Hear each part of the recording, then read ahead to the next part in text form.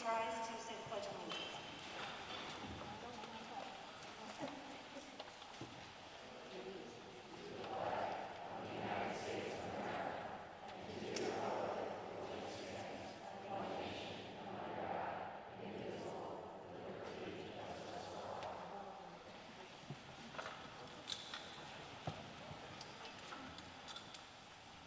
All right, I just want to let everyone know that there will be two opportunities for you to address the board. The first time you'll be able to address this board will be shortly after our action items. If you're wanting to make a public comment, you'll need to sign up on the sign-up sheets on the tables by the hallway there. And you'll be given 3 minutes to address the board, and we will not be answering questions tonight, and you must be signed in. The second opportunity to address the board will be at the end of the board meeting, where you can address the board about any topic you'd like to share with us. You'll be given 3 minutes also during that public comment section. So with that, I will move to Dr. Morocco for the approval, deletions, additions of the agenda. Thank you, Mrs. Seuss. There are two amendments that are deletions under Roman numeral 7.3. The suspension of extracurricular activities during fully learning has been removed. Also, under 7E1, the grant updates for Mrs. Gormala. She could not be here this evening. That's going to be tabled till a future meeting. Also, under 7B1, there are some updates to Mrs. Mucha's personnel packet. They are at her workstation. Thank you. All right, we have a motion by Dr. Morocco and a second by Mrs. Lessentine. Any questions or comments?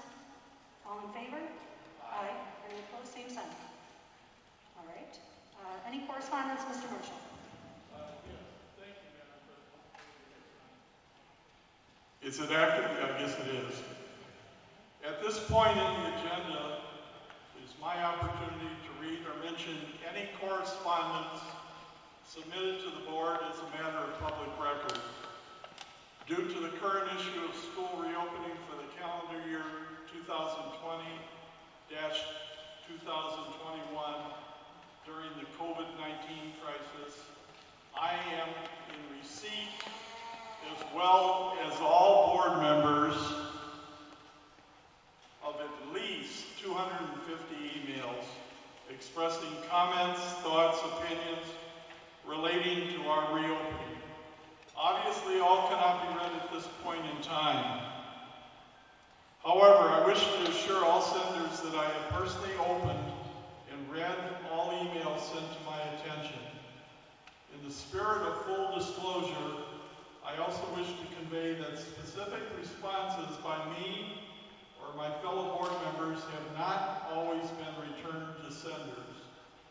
For that, I can only offer my apology. Hopefully, this evening, appropriate answers will come forth to at least touch upon the issues stated in all of the emails. Not everyone may be satisfied or accept the decisions reached tonight by this board and administration. We will listen, evaluate, then vote to move forward for the betterment and welfare of our student population. They, after all, are why we exist as a board and remain our hope for the future. Thank you. That's all. Thank you. Did anybody have anything for liaison committee updates? I probably agreed we passed those this evening.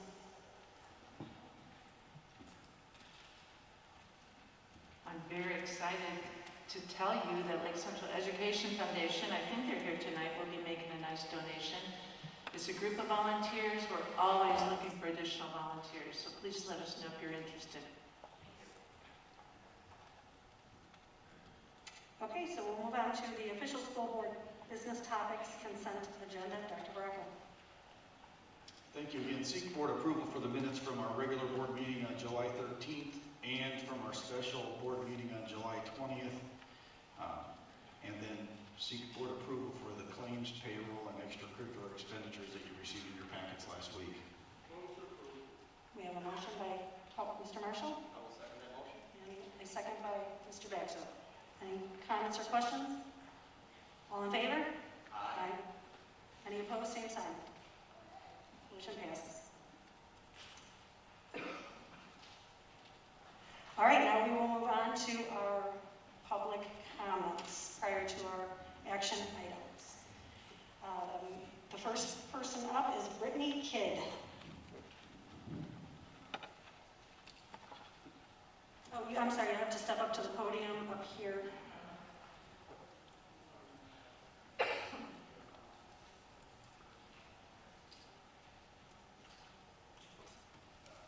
All right, now Brittany Kidd. Bill, I'm sorry, Bill. Cindy Croswell, I apologize. Tech crew, could you check your sound online? I just got a message that there are over 600 people watching online and they cannot hear. So I don't know what to do with that, but that's the third message I've received. If you could check that, please. Thank you so much. I apologize, Madam President. Bill Puster. It's Pusta. My concern for you guys was through e-learning, and it was actually the time frame that we put out. Can I stop you for 1 second? Because Yeah. I don't want to be rude once you get going. When you have like 30 seconds left, I'm just going to raise my hand. So I know you have about 30 seconds if you hit the 3-minute timer because we'll be timing tonight, okay? Okay. Thank you so much. All right. So as far as the time frames you put out, I think they're not reasonable or logical. I don't see a reason why they can't be extended till later in the day to turn in assignments. Especially, we have younger children; they can't do this e-learning by themselves, and to send them here, it's not affordable or practical. So my concern is we're really worried on how we're going to get through this, and I'm sure a lot of other people here are too. And that's my main concern. I was going to bring up the emails. You made the point that you weren't able to respond, which is understandable. That's really all I have on this topic, and I really hope it's addressed, for the sake of not just me, but probably a lot of people here. Thank you. Gina Martin.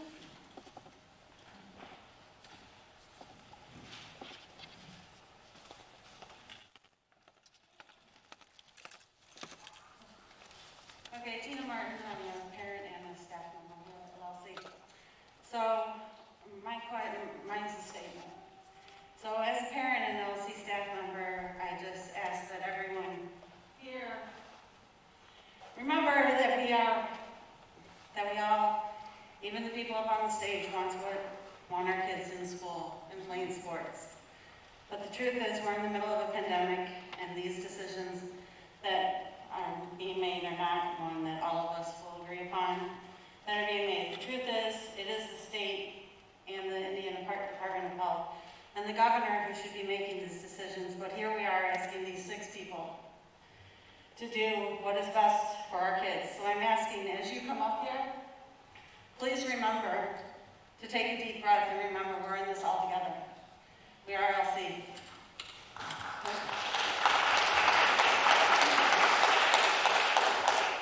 Mike Seljan.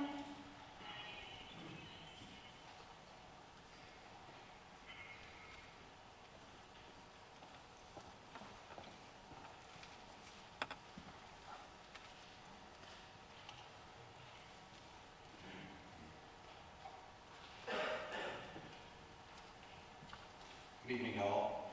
I just want to comment that, and I know this may not be I popular. apologize. Could you state your name and Oh, address first, please? I apologize. Mike Seljan from Dyer, Indiana.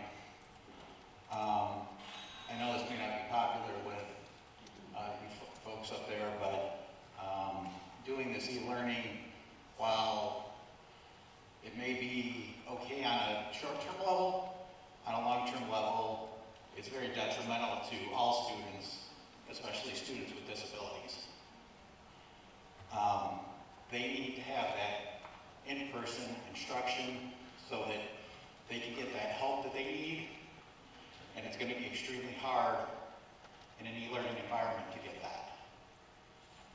As a parent with a child with a disability, a learning disability, they need to have that extra teacher involvement. They need to have somebody to go over what they're doing, and you're not going to get that in a Zoom meeting. So please take that into consideration. E-learning is inferior to in-person instruction. It doesn't prepare.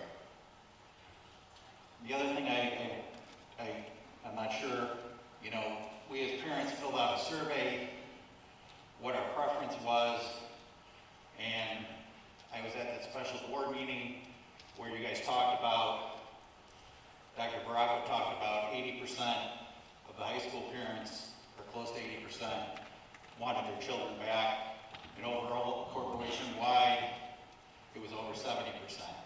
Now, 2 weeks later, we've taken 10 steps backwards from where we were. These students need to be in a classroom learning. They're losing out every day by not being in the classroom. We went through the last 9 weeks of the last school year, and it was very detrimental to a lot of students here, including one of my students. And now we're going to start the first 4 weeks and be in the same boat. I am fearful from an educational standpoint for my student, and I'm fearful for what's going to happen when they get out into life after leaving here, because they're going to be so far behind, it's not even going to be amusing. You know, the one thing that we can't do is we can't live in fear. We can take steps to protect as much as possible, but if we're going to teach these students to live in fear, we have nothing to look forward in the future. Thank you.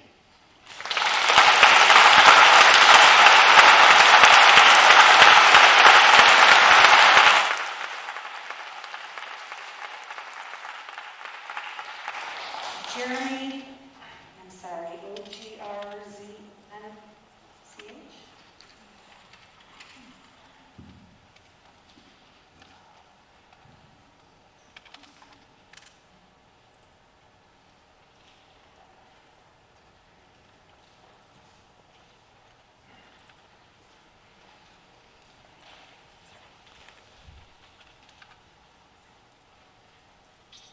I'm Jeremy Grissom. You can state your name and address. Yeah, Thank you. I live at 807 Gregan Place, Tyre, Indiana. So my largest concern is the taking away of the option. I prefer more of the option to give you guys the call on whether or not to have. Pardon me, my mask is like that. I'm making the call because you have a greater expertise, but in putting it to a vote to a bunch of people, I don't feel that is the best course of action either, like the community, but I'm an ardent patriot, and you have to forgive me for thinking this is more of a freedom kind of issue. So, if for those who want to take the risk of sending their children to school, if their children, especially if they're of their own mind, preteens and teens, if they feel confident in their health and well-being that they can weather the storm of a virus, then I say let those individuals do that. That might not be a popular opinion, but I would prefer the freedom to choose. With that being said, that probably won't happen. That's fine. My biggest issue is for my own daughter is sports. I just really would like to say that I would love to be able to keep my daughter active in sports, because that helps with her reading. The e-learning thing can happen at home as long as she can compete with friends and get that time with friends at that play competitive level. They can talk about their issues. I think that's a real common place that it would be nice to keep. Thank you.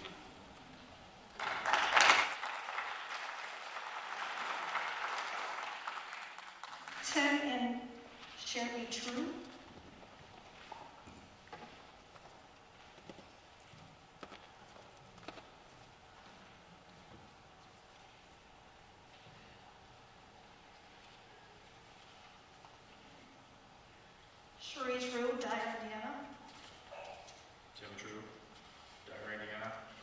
Chapter for your comments, so can we each get our own 3 minutes here? I would just like to start by saying I'm disappointed by the recommendation to start the school year with indefinitely continuing the school year with virtual learning. My elementary school children were deeply upset when we told them they would not be returning to school at the start of this year.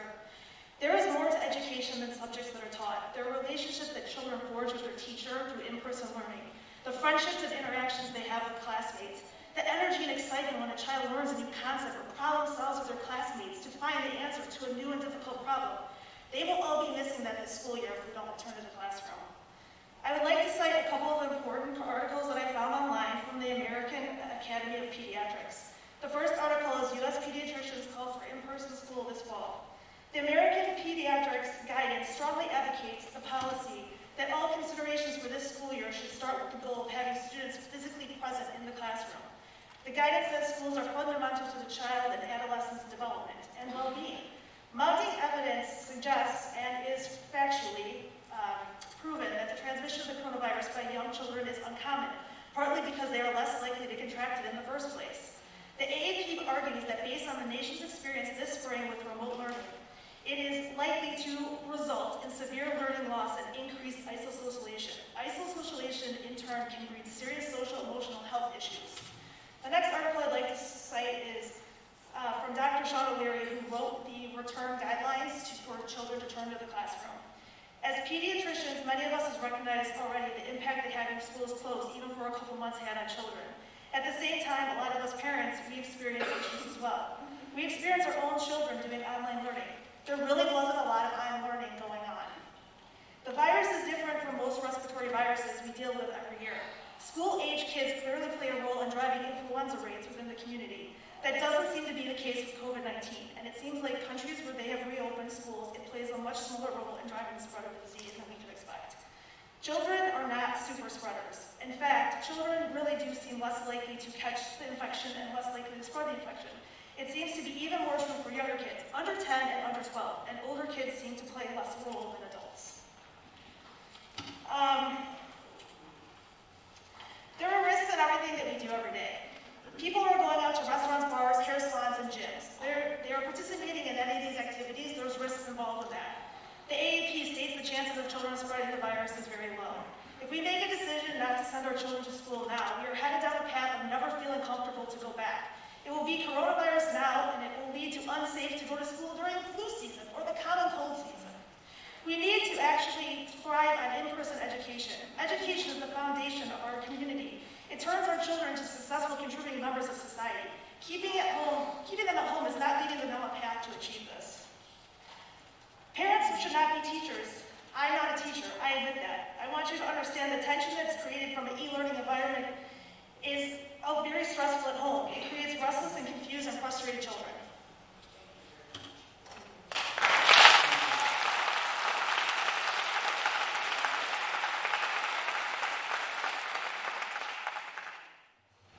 I would have given her 30 seconds of my time. She speaks faster than I do. 2 weeks ago, I stood before you, and I complimented you on what I thought was a very rational, common sense approach to starting the school year.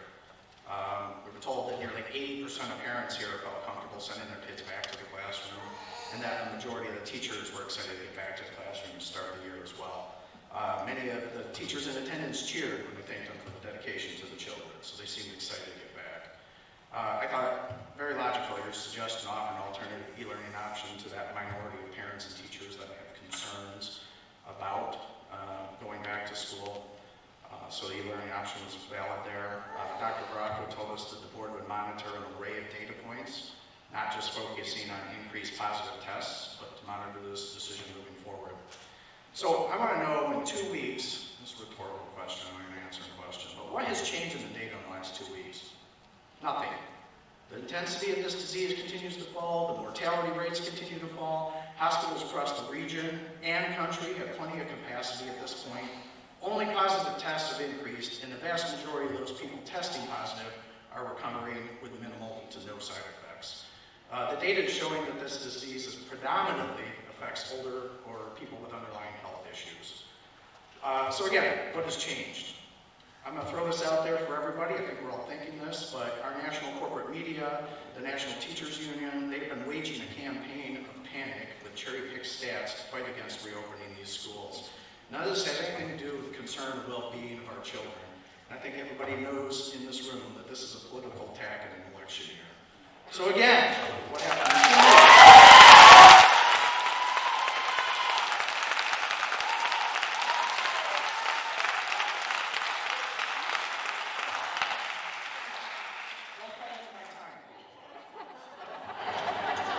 So again, what happened in those 2 weeks? The move that a majority of the teachers were excited to get back to the classroom, to now, to quote Dr. Baracco's letter, the majority of our teachers are feeling apprehensive about returning to in-person instruction. I don't know how that changed in 2 weeks. Was that the teachers, or is that the union telling them what to think here? I would very much like to see the votes of everybody's opinion on that. So now that this board has decided to bring politics into this decision rather than base this on logic and reason that we were told to, I think we've all lost the benefit of the doubt on this decision-making process moving forward. You moved the goalpost in 2 weeks. Already, I lost 30 seconds with all the applause. And I have no doubts that after 4 weeks of e-learning, you're going to move the goalpost again. You're going to move the goalpost. So, a couple things from the LC Corporation mission. Number one, students are our number one priority. A positive school environment is essential for learning.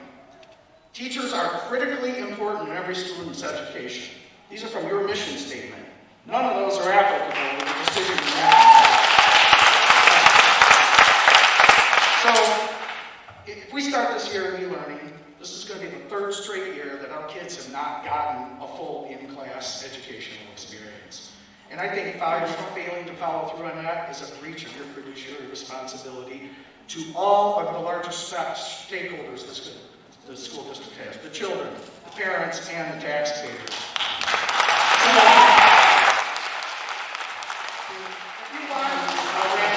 if you want, I think it's perfectly reasonable to delay the decision to start school for 4 weeks. Then let's decide then if the metrics or data have changed or anything, or if the teachers are comfortable going back to the classroom. I would be perfectly happy filming the school year all into next summer when you guys are happy and comfortable going back to school. So, thank you.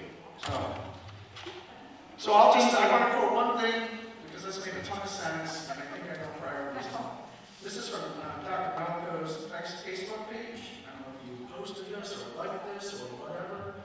I urge anyone who does not feel comfortable sending their kids to school in the fall to use any online options that the school itself sets up. If you jump to an online charter, you're taking funding from the school system, and your school system might not be there when this is over. What happens when my school system leaves me?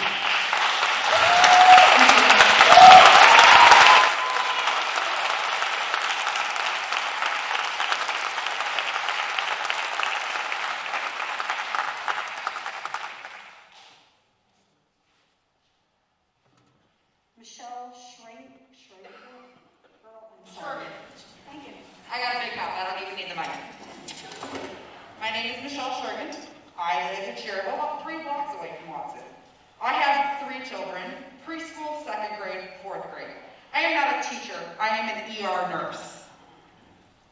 I go to work with this every single day. I wear a mask. I wash my hands. Guess what? Don't have it. My kids were hurt last year by e-learning, by teachers who didn't answer emails, by online systems that went down day after day after day. I had tears every day. I have a child who has a learning disability and anxiety. My child was at the breaking point. My children were so excited to finally get to go back. We have all voted. You all heard our voices. We want to go back. And now you want to take it away? Fine. You want to state the Board of Health? This is what the Indiana Board of Health says. Our current rate of positivity is 7%. That is a yellow level. At a yellow level, the state of Indiana Health says that elementary schools are recommended to operate in person.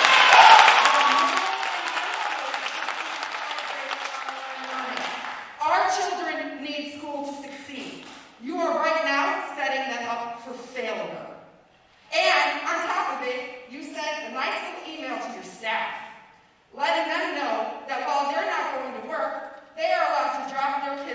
for free childcare and help with e-learning from paraprofessionals while I have to work and I have no help with my children at home because they have to be at school from 8:20 to 2:40.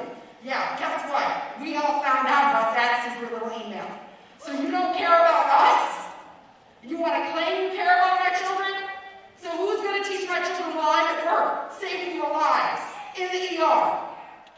Because guess what? If I don't go to work, someone dies.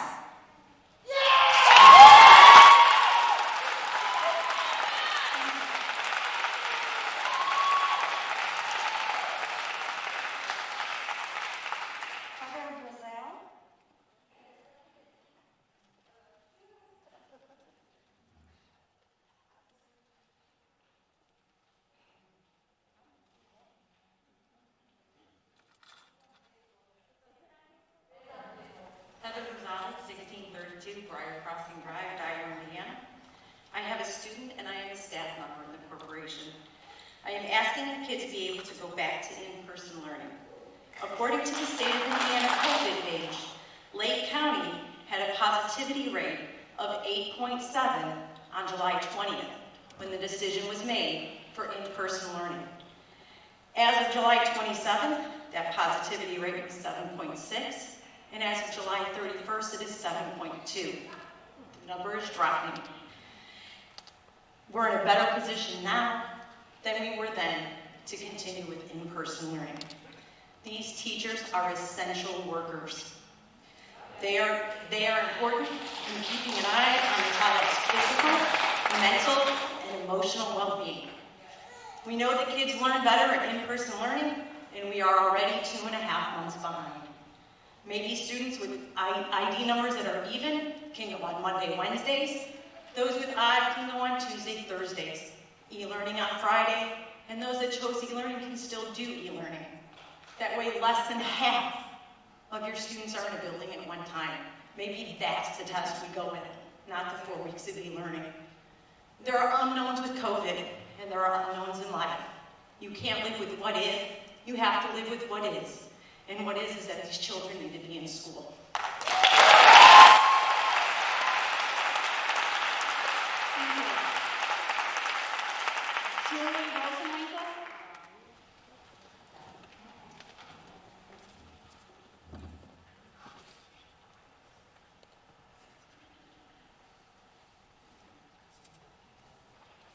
Good evening, Julie Rosenwinkel from Cherville.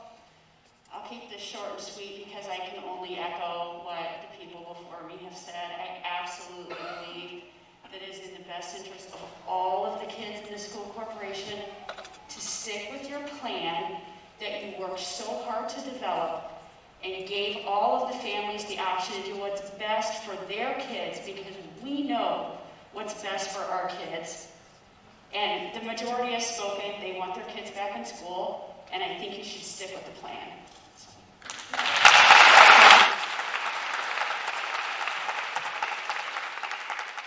Evelyn Jimenez Bratton.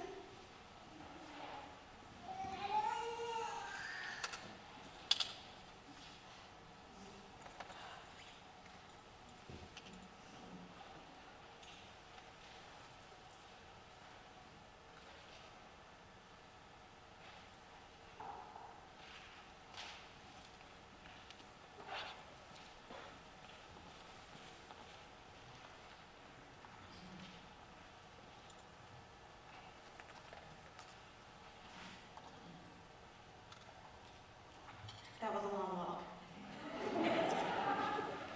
I'm just here as a mother who works full-time during the day. Really wondering what my options are for my kindergartner. With no family support nearby, nobody that I can really rely on to watch my son every single day for I believe it was 5 hours of instruction on a computer. When, believe it or not, he has little experience with electronics. I've heard a lot over the last few days. It's pretty disappointing how divided we all are.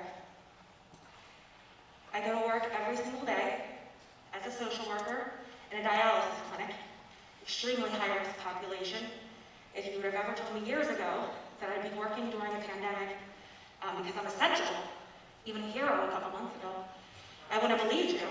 But I don't believe that anyone in this day and age is exempt from risk. I don't believe that fast food workers ever thought they'd sign up to be faced with this, but they're working nonetheless. Everybody's essential at this point. If you're out and about and you're working, you're serving somebody, you're essential. Months ago, we were, like I said, heroes. Now we're ones with no options. It feels like you went from hero to zero real quick. I know this is intended to be for the safety of my child, but I don't feel as though my child's being considered at all. My only option will be to send him to a daycare at an additional cost to me. A daycare where he still runs a risk. They actually don't even have desks for each child. They have table settings. So I don't know how they're expected to be 3 foot apart, let alone, 6 feet apart. So to say that it's safe for our children, it's only safe for a portion of the children whose families can accommodate that. I'm not one of them, which is why I'm here. I imagine that there's a lot of people who don't fit into that category.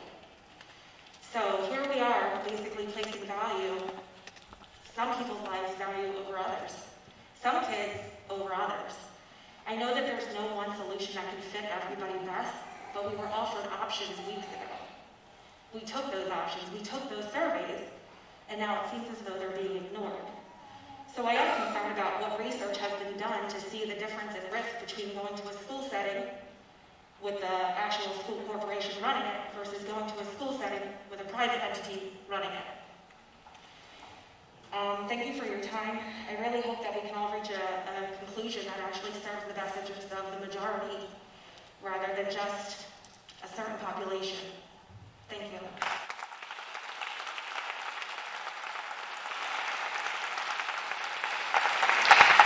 Nicholas J. Meyer.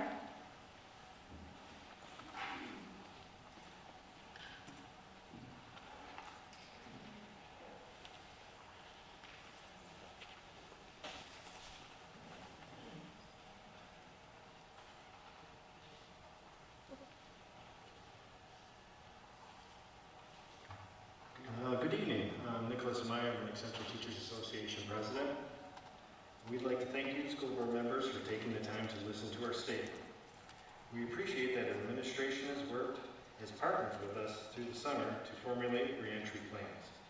However, we feel that there has been a breakdown in that communication and no longer believe that our voice is being heard or valued.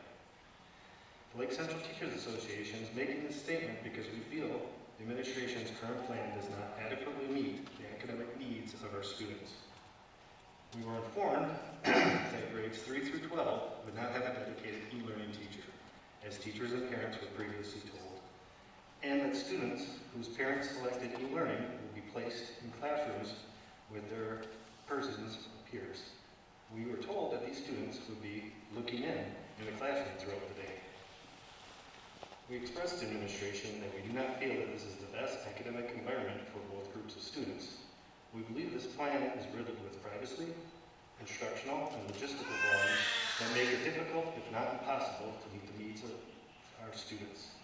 Having the students listen in during class is not a robust education. As teachers, our primary concern will always be the students. We do not believe this plan is well thought out, and we are worried that we are going to be stuck with this plan once classes set up, even as we begin this new school year with e-learning. When asked at our discussion meeting today when parents would be notified of this, we were told that they would be mentioned before we return in-person instruction, and at that point our classes will already be set up. We hope that by bringing this to the board's attention, collectively we can work together to create a plan that is in the best interest of all our students. Thank you.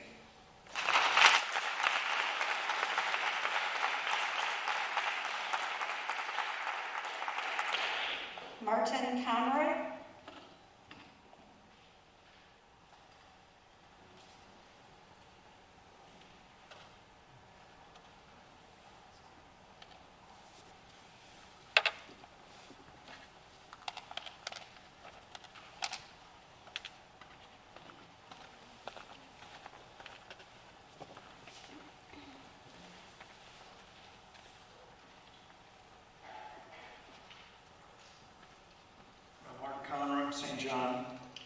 come here tonight to oppose the plan to not reopen the schools this month.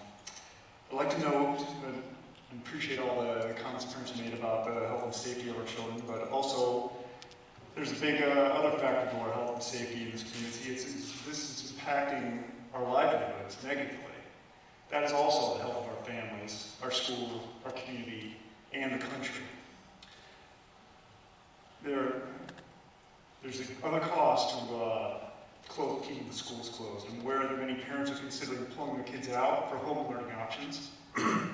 That will negatively affect the school's funding going forward, perhaps for years to come. It's caused family disruption. Assignments are, it's not easy to teach 3 kids and make a living every day. But there are kids that are just going to fall behind. There's no way to address that. So this pandemic's been going on for about 5 months now. Always been 4 weeks from opening up. In 4 weeks, is it really, if we make this decision to not open, are we really going to realistically say, oh, it's all done now, we're going to come back? It's not going to happen before Christmas. And then, we're in the middle of cold and flu season proper. This is the safest time of the year for people to be in contact with each other. The sun's out, it's warm. Viruses tend not to go around at all. Finally, the sign shows kids get it from adults. Adults don't get it from kids or other kids. There's no signs out there that shows the kids are spreaders, as been mentioned by other people. The CDC says that it is the health of this nation and the kids, for dozens of reasons, I'm sure you all agree with, that the schools need to be reopened. It's very important that our children have good in-person learning. Now we announced yesterday that the extracurricular activities are going to be open, which is great. But what's the thinking there? It's okay to have contact for sports, but not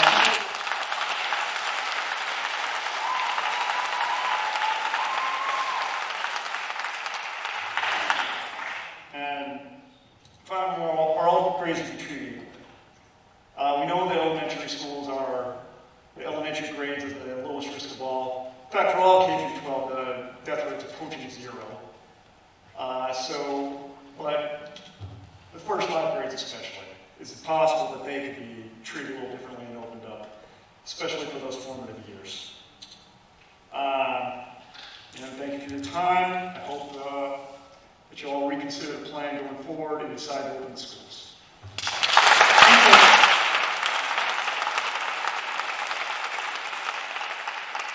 And the last person I have on my list is Robert Starkey.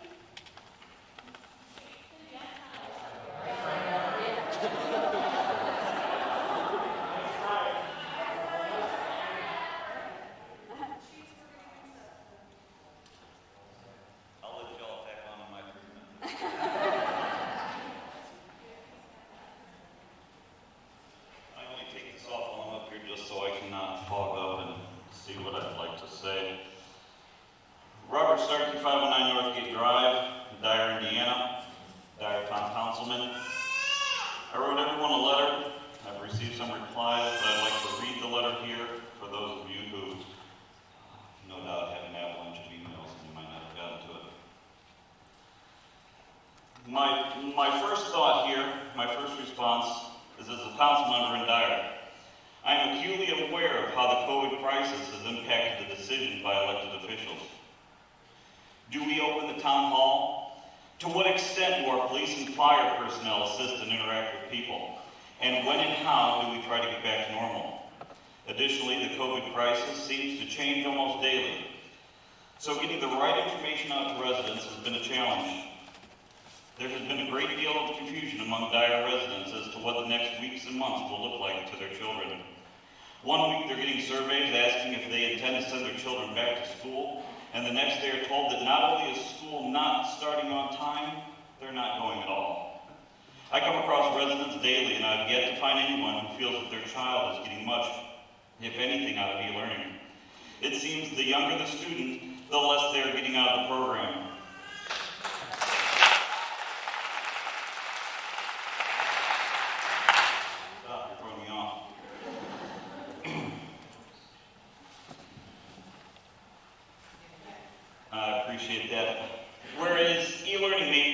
stopgap during weather-related or short-term closures.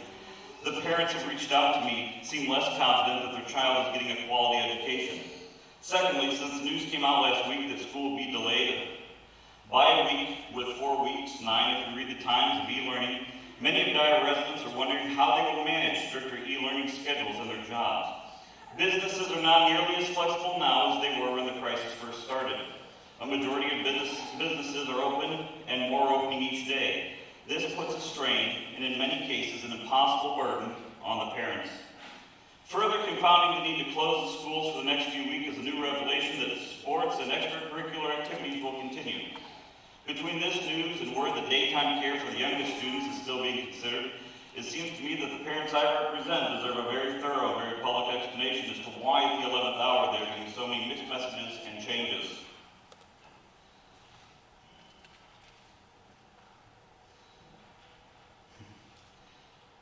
This is my comment as a parent. I can't help but echo the residents that I represent in Dyer. My son Liam is in the early education program at Vivitch. He's a good kid with a lot of energy and a lot of heart. He started in the program because of a delay in expressive communication. He didn't talk. After 2 years with Miss Crystal and her team of stellar aides, Liam will now sing to you, "Be Our Guest" from Beauty and the Beast. Because of this delay, he is delayed in other areas as well. What makes us nervous is that he's been out of contact with his classmates for 6 months now, and it's taking its toll on him. Without being an expert in education, I think the general statement that children need structure, educational guidance, and social interaction to grow is accurate. Example, Liam would never eat an apple until he saw his cousin eat one, and now Liam out a gala apple every day. He learns so much more from his time in the classroom. That's where he hits the milestones, and isn't that the point? Any further delay will have a cascading impact on him.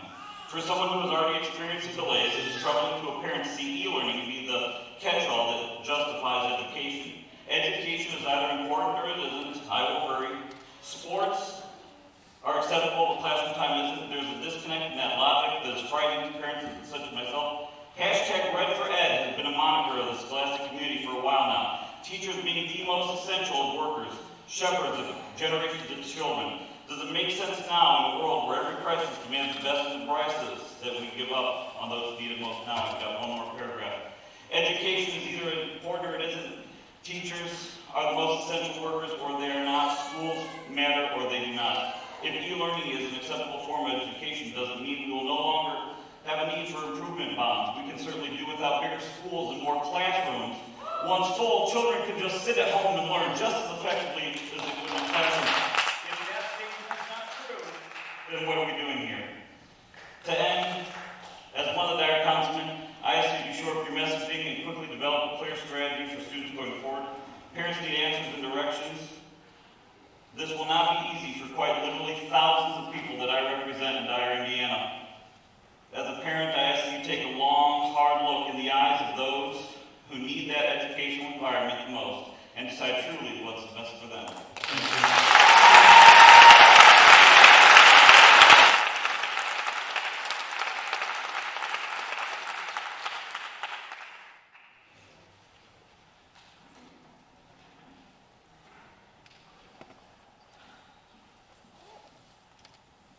We would ask if you could please, moving forward, we know that 3 minutes isn't a lot of time, and we're trying to let you guys finish the paragraph that you're on, but if we could please respect, there are many of you that want to speak, and we would like to hear from each one of you, so if we could please try our best to keep it to 3 minutes, we would greatly appreciate it. Thank you so much.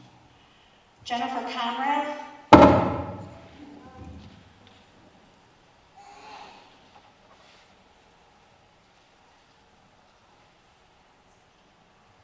Good evening. My name is Jennifer Conrad from St. John, Indiana. I'm here to speak on behalf of my husband Patrick, freshman son Alistair, and my twin 7th graders Carrie and Mackenzie. My husband and I believe that face-to-face education is an essential activity. I therefore request that the board reconsider the recommendation to go to 100% e-learning starting August 17th. Specifically, we asked that you look at alternatives which would provide students with some level of in-person interaction with their teachers and peers. Two ideas that could be implemented for those families who chose face-to-face learning are to go to the 2-on, 3-day off schedule that is being chosen by many of our districts in Indiana and Ohio. This would cut your school population by 50% or more. A variation on this idea would be to shift the school year to start after Labor Day. Doing so would give 4 additional weeks for the mask order that was implemented by the governor to have a positive effect. Not only is the distance option inferior to the face-to-face model, but some classes will simply not be available through this channel. In case of our freshmen, PE and symphonic band.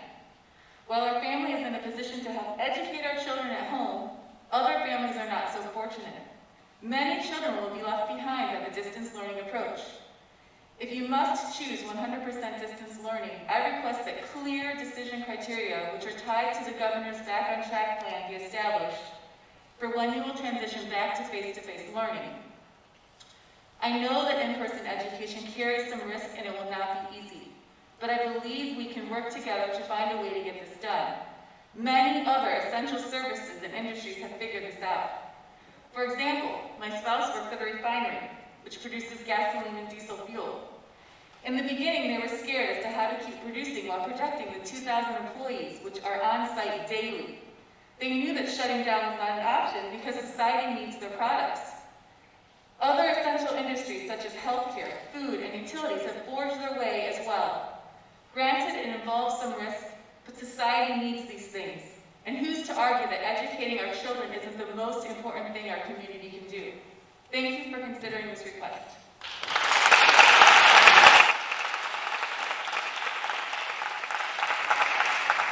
Eric Melzenko.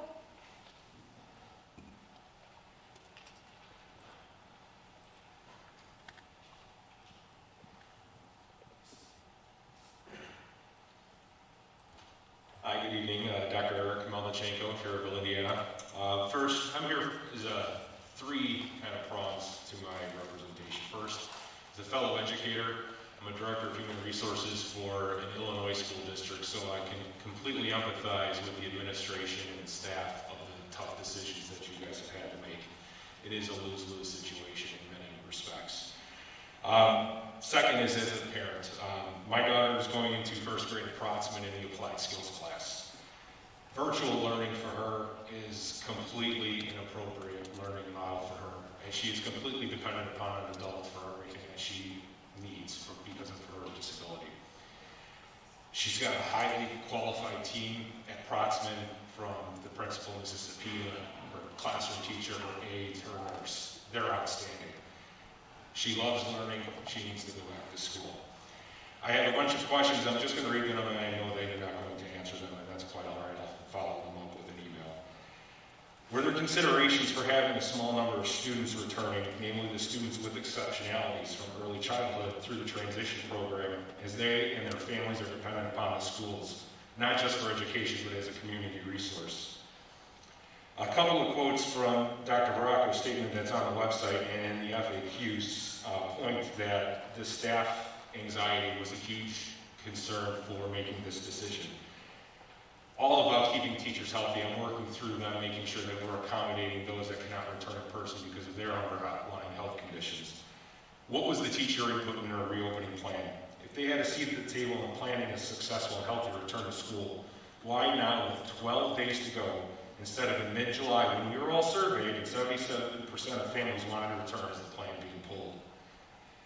A neighboring superintendent wrote in his statement, unfortunately, it will be next to impossible to open school and follow the guidelines set up by the Lake County Health Department.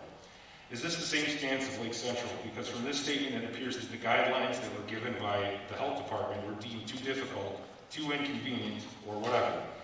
So if the guidelines to safely reopen school exist, they're in our plan to execute, what concerns exist that the corporation has that they cannot implement this plan effectively? Was there discussion that the statement to enter remote learning was issued on the day that the federal unemployment benefits ran out? My final point as a parent is I can agree to delaying the start of the school year, but as long as it's to carry out the plan that was in place. Those that did not want to send their kids back have that option. Those that don't have the ability to keep their kids at home don't, and now we're scrambling with 14 days notice.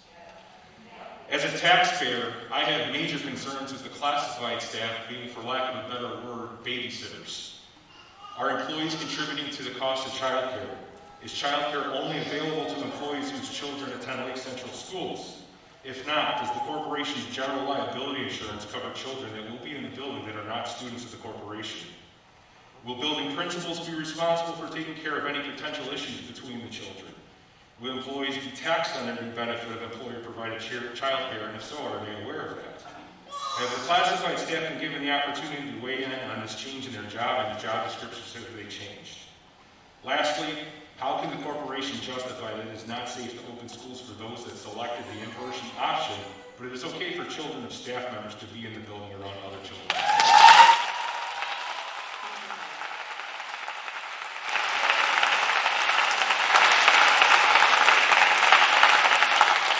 Jeff Frizel.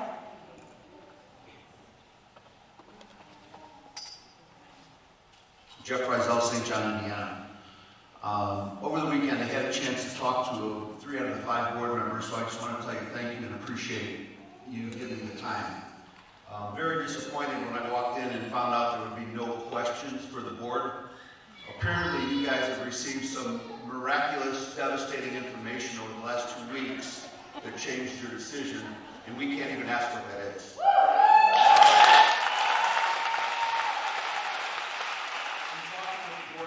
I'm not going to call anybody out by name.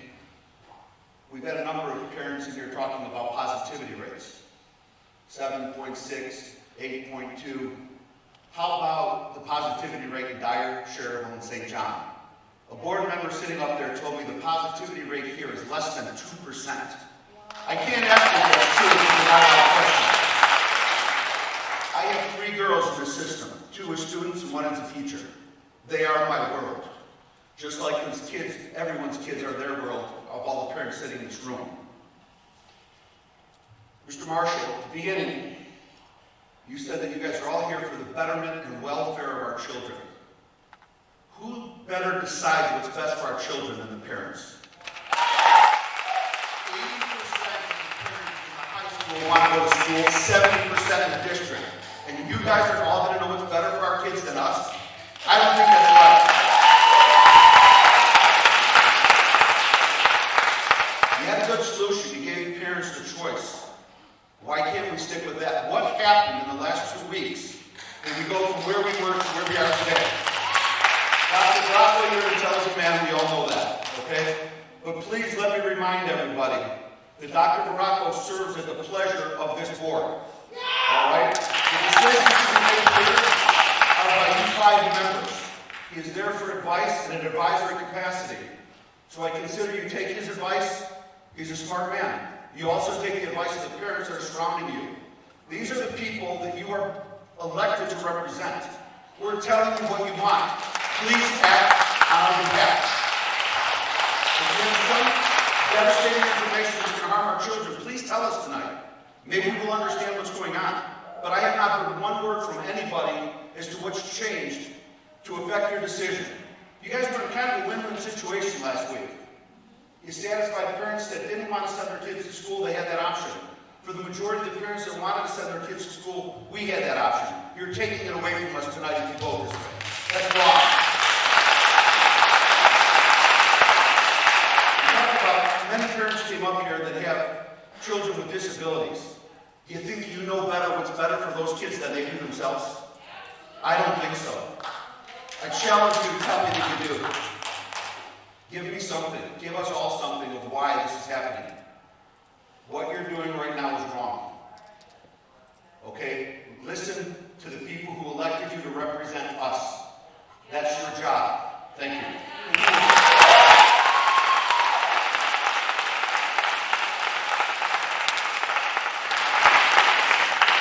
Jennifer Willis. Hi, good evening. You know, a lot of people are talking about how this is going to affect the kids at the elementary school level, but I have a son who's a junior. During this whole COVID thing, I've never seen someone more depressed, with more anxiety because he didn't have a chance to be around his peers and around his teachers. The e-learning concept for him was a nightmare. I was up until midnight because I was an essential worker at the bank trying to help every business get a PPP loan, working 12 and 14 hours a day, 7 days a week. Then I come home and work for 5 or 6 hours with him to try to get his work done.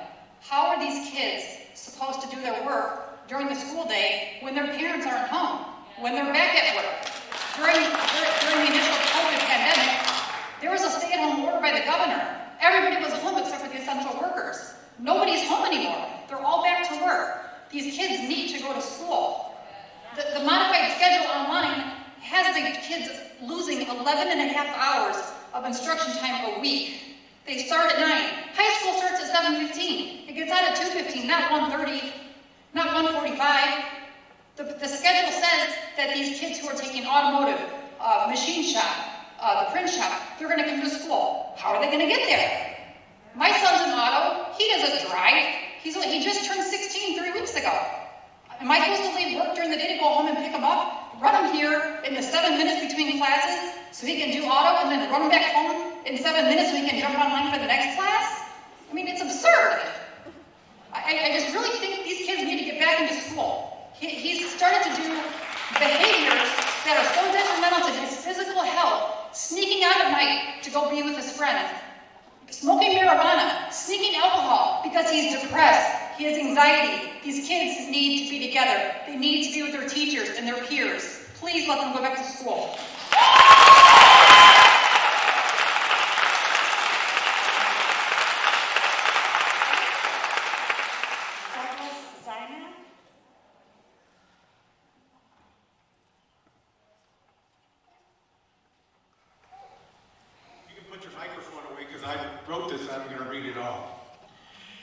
I divided this up into sections, and the first section I have is about the previous meeting that we had over here on July 20th. Mr. Veracco said 77% of the primary school and the second and middle school parents wanted their children to be at school.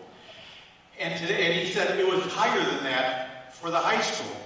And he mentioned a figure of people that wanted to go to e-learning, and that was 230. So I happened to go on the internet today, and there's 3,263 children in the high school. That 230 amounts to 7% of the population. There's 93% of the parents that are here at this school system that want their kids in school. What happened? We want in-school teaching. Mr. Veracco said in-school teaching will take place. Parents acted and made plans based on the decision that Mr. Veracco came up with. These parents aren't puppets to be operated like a marionette. They are people. They have a life to live just like you have a life to live. Now I'm going to go to the e-learning section. This lacks the ability to ask a question at the point of confusion that a student has. You can't ask it. The teachers were not necessarily responsive to the questions of the students. Response from teachers could take hours or days after a request was made for help, not effective for the learning experience at all. Child's education includes more than learning from a book. Social interaction is paramount to a complete education. That's why we went and played football, because they need social interaction. Daily, we are told about the increase in youth drug abuse and teen suicide. I guess that's really not important to you guys, is it? No. I believe the state has a program that provides funds for e-learning. I hope the decision that was made by Dr. Veracco to go to e-learning was not prompted by the follow the money approach. I hope the decision for e-learning has more substance behind it than follow the money. Once on e-learning, it is easier to stay on the default position than to make a change to in-school teaching. You know that's the fact. Termination of in-school teaching created a hole in the educational experience of Lake Central students, big enough to drive a car through. Let's not enlarge the hole to fit a semi. Recent email data and data source information that we got from Dr. Veracco here. First to be mentioned was the apprehensiveness of the teachers. My gosh, they're clutching their pearls. Isn't that amazing? The students should be the first and foremost group that you should ever mention in a letter that you send. You had a link for data information that gave gross figures of 15 to 20 COVID cases per day. We're not given the location nor the demographic. Who was it? Was it an old man like me that died? That's okay. I've had 72 years on the earth. I got enough. Mention was made of the positivity rate. From the CDC, the positivity rate is the percentage of positive tests of the entire sample being tested. Now, some of those people could be symptomatic or anti-symptomatic. That means they either have it or they might have had it. Bear in mind the skewed positivity rates coming from Florida, and it was by the mere placement of a decimal point created panic. There was some places that said 94.6 positivity rate. Baloney. Got a bridge to sell you for that. The decimal point was moved to the right. It was 9.46. And where you are here in Lake County, probably other than Marion, we're the crookedest county in the state. They're fixing books all the time. With funds being paid for COVID cases, the follow the money theory again comes to my mind. The overwhelming feedback from parents and taxpayers was to institute in-school teaching. Apparently this sentiment does not carry much weight with the board, or maybe Dr. Veracco, I don't know. Taxpayers are your source of funding. Administrators are tasked with implementing policies. With overwhelming support for in-school teaching, it appears the apprehensiveness of the teachers is the factor given more weight in the decision to return to e-learning. Maybe the taxpayers need to consider alternatives if their feedback is ignored. Maybe we should look for charter schools. Maybe we should go for school choice.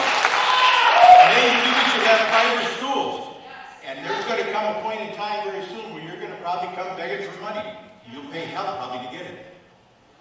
Now my conclusion to all what I said. It appears that teachers have become the decision makers and not the taxpayers who have expressed overwhelming support for in-school teaching. You have had ample time to take and make a decision. The 11th hour you come up with a different decision. You are either going to make the right decision or, like Mom said, a fish stinks from the head.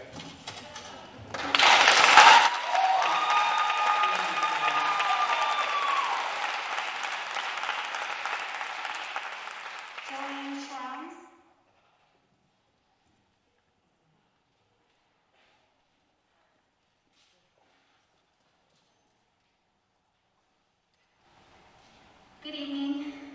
My name is Jillian Trans. I reside at 1004 Richmond Court in Dyer, Indiana. I actually wanted to come tonight to say thank you. I know that many of us parents have raised questions and expressed concerns regarding the reopening over the past few weeks of meetings. And I appreciate the administration's willingness to change course in light of new information. So thank you for providing a week of preparation for teachers and training. That'll be key to ensuring the success of any e-learning throughout the school year. Also, thank you for moving to all e-learning for the first 4 weeks to ensure the safety of all students and teachers. This is a school year unlike any other, and I'm sure we haven't seen the last of the changes. The state has deferred to the county and local level to make public education decisions, and with the new county recommendations just released, I understand the timing for the change. Personally, I too cannot wait for my girls to be back in the classroom safely. But given the clear current state of COVID in this area and the updated recommendations from public safety experts, I enthusiastically support the move to e-learning plan on tonight's agenda. Thank you.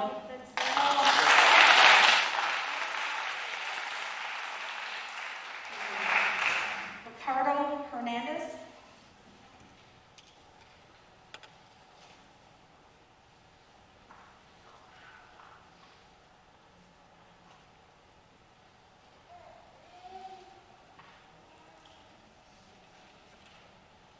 Ricardo Hernandez, Dyer, Indiana.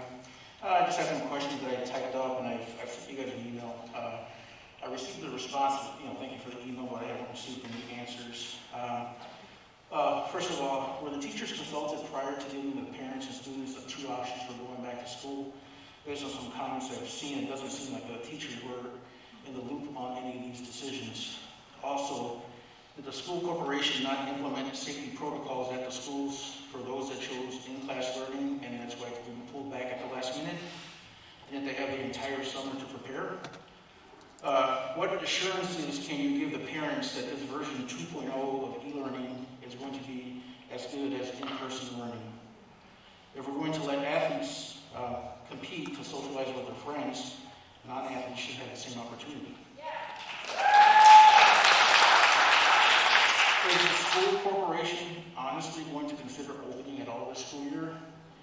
How is pushing back the start date and starting the school year with e-learning supposed to make transitioning to in-person learning easier when you're getting closer to flu season? It looks like you don't have a plan. It looks like you don't plan to have in-person learning at all at this school with those types of decisions being made.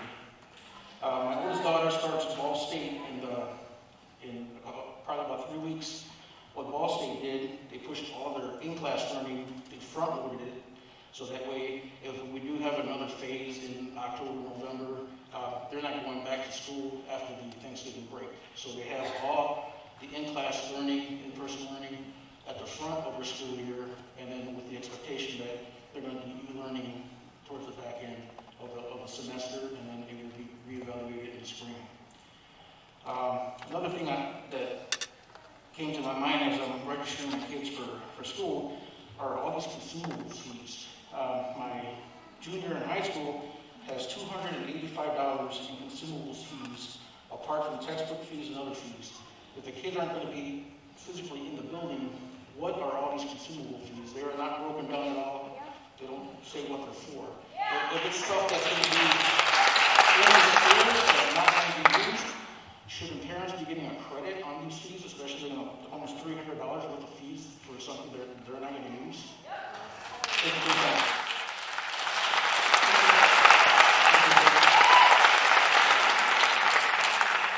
Alan Garter.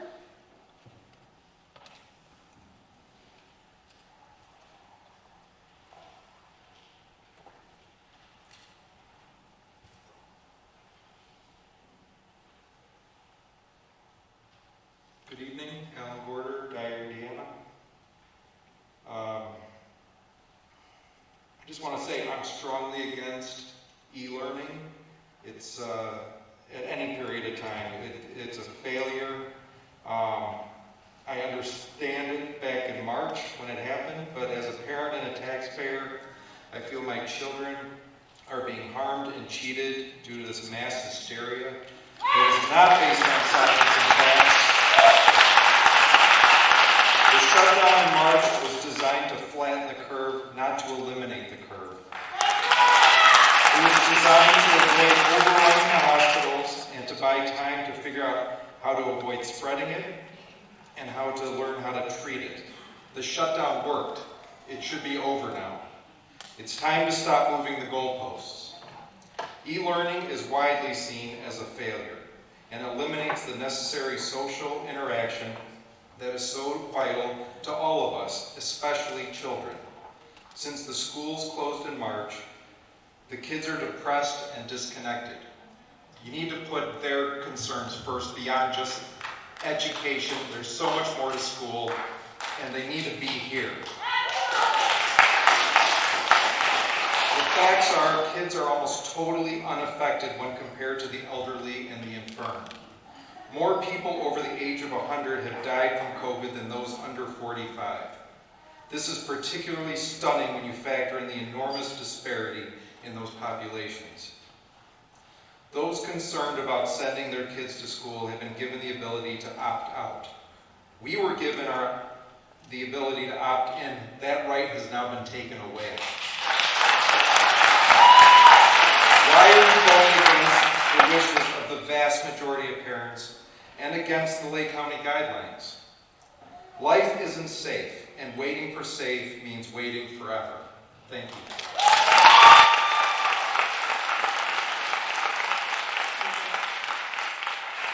Rhonda Resnick.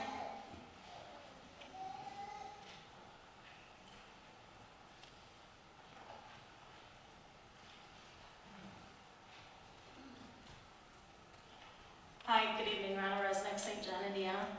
Obviously, everyone here is passionate about one side or the other, and there really aren't any easy solutions during something that honestly no one's ever experienced. So I wish for you that there were better guidance, that there was better guidance from the state and local government.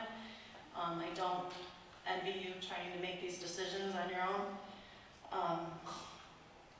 I do want to take a moment and say thank you to everyone involved up there and behind the scenes trying to make these decisions.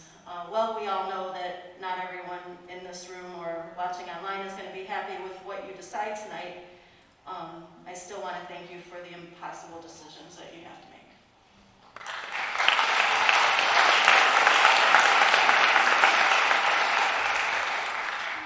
Jenna Ogorovich.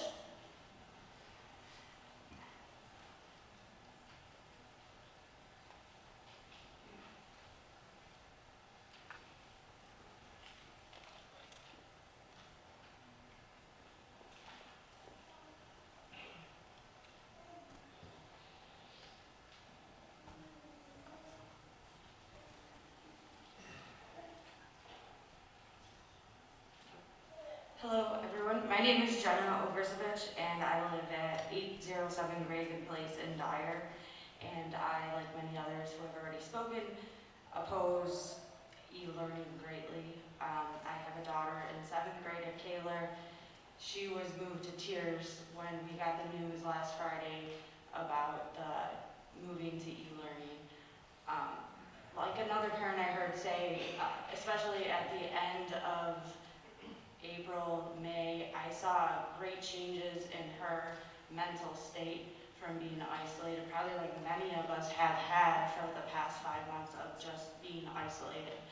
So while I have heard a lot, and I'm reading the letters from the school district that Dr. Bracco sent us about positivity rates, there's been very little talk amongst the school board that I've heard about actual rates of depression and anxiety and the changes that have been happening in children due to the social isolation. E-learning was also a terrible disaster for us at home. It just didn't work. There's no immediate response. The teacher can't tell whether she's getting it.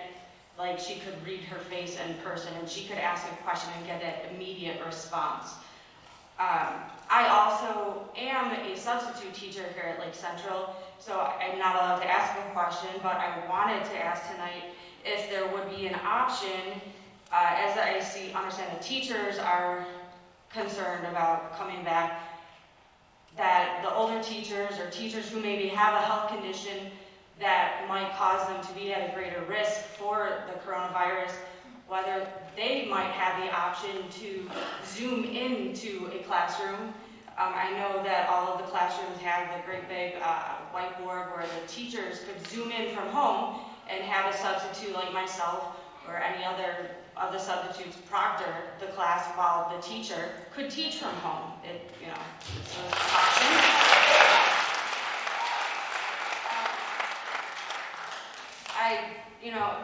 I'm just concerned about the stability as well. I've heard people say that if, the time, all of a sudden, we had 2 weeks ago, everybody voted and 77% of the people said that they were comfortable sending their kids to school in person, then this sudden change has raised quite a bit of anxiety in our house about this e-learning gets approved for 4 weeks, who's to say it's not going to change to 6 weeks or 8 weeks or 12 weeks, and then we're just at home all year long. And we do not want that.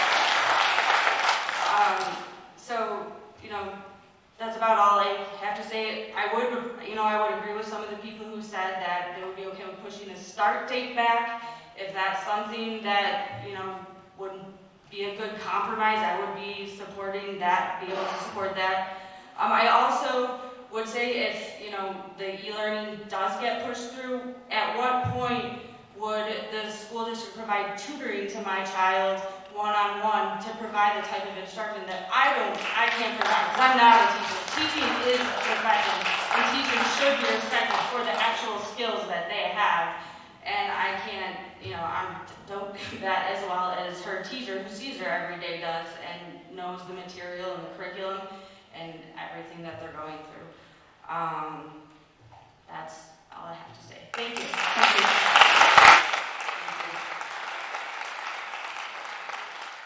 Chris Priestbaum?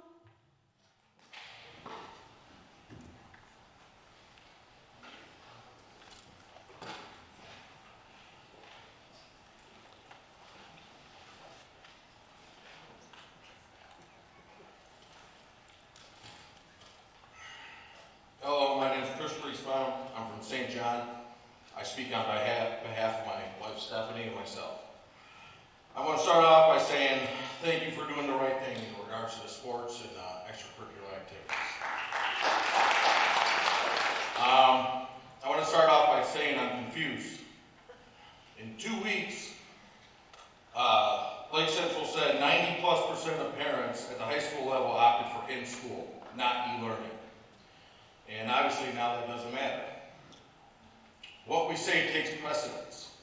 This is a community public school that we foot the bill for. And you as well. We as a community afford the school corporation the ability to delegate responsibilities for us. Why do you not listen to the greater majority when we speak? These kids need to be in school. If COVID, or the election infection as I call it,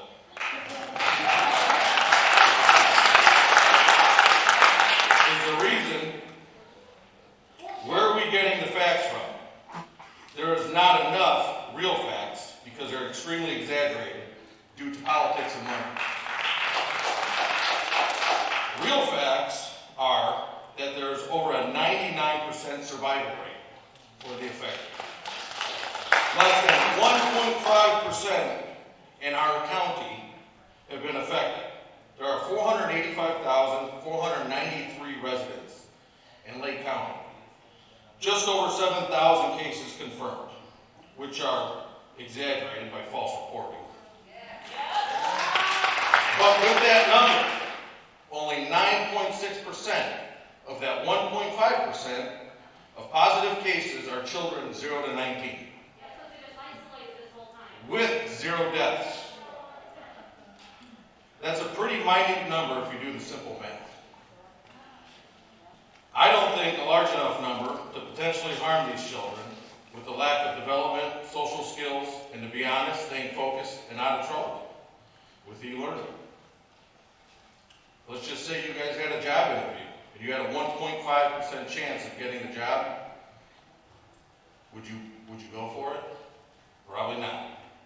So please, don't waste our children's time, our time, or our tax dollars anymore. Again, like I said, this is a community public school, and the greater majority of the community has already spoken. It's time for Lake Central to stop hearing us and to listen.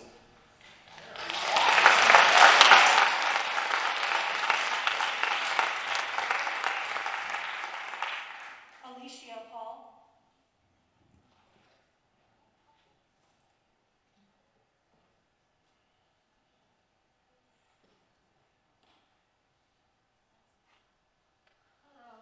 My name is Alicia Paul. I live at 8677 Calhoun Place, Crown Point, Indiana. First, I want to thank you, Dr. Veraco, and the board for listening to our concerns, reading our countless emails, and hosting these super fun 3-hour-long board meetings. I, along with many others, applaud you for being proactive and taking everyone's safety into account. Some would say this virus isn't dangerous for our children. However, I believe that it could be dangerous for our teachers, paras, and other staff members. I do not want anyone to have to bury a student, a teacher, or a family member. Of course, there are risks in everyday life, but as a community, we should not compound that. In closing, I want to leave you with some questions to consider going forward for those that chose e-learning. How is the teaching situation going to look now? Is what we were told when we had to choose in-person or e-learning still hold now? Will e-learning students have a dedicated teacher? Will teachers have to juggle the impossible task of teaching on 2 platforms? Also, for my friend, her question is, children with IEPs have still not been contacted for new meetings to figure out the plans for those kids who are the most vulnerable to sliding back during e-learning. No communication has been given to them at this time, so when will that happen? Thank you.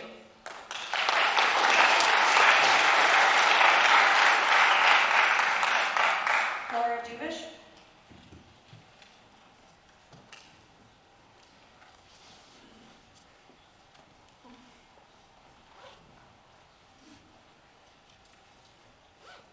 Hi, my name is Laura Dubish. I'm from St. John, Indiana.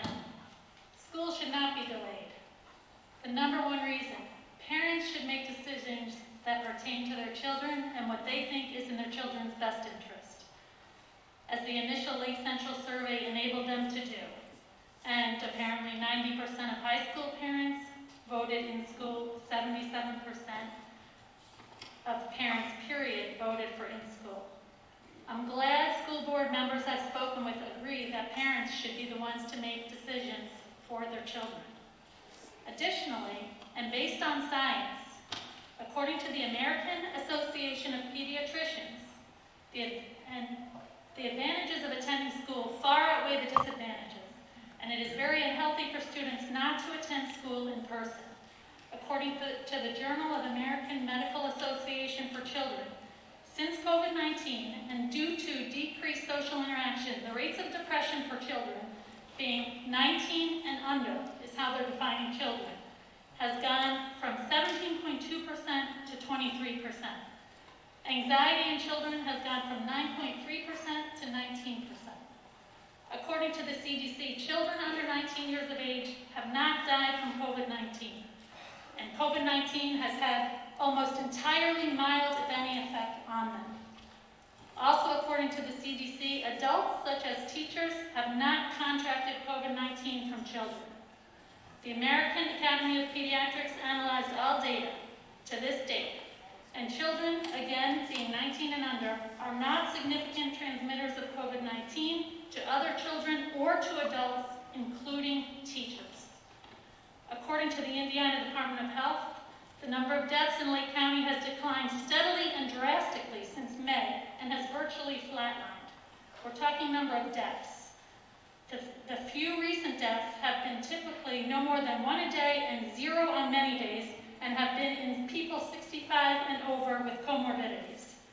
The vast majority of teachers are under 65 years of age, as are all of our children. This should be our metric.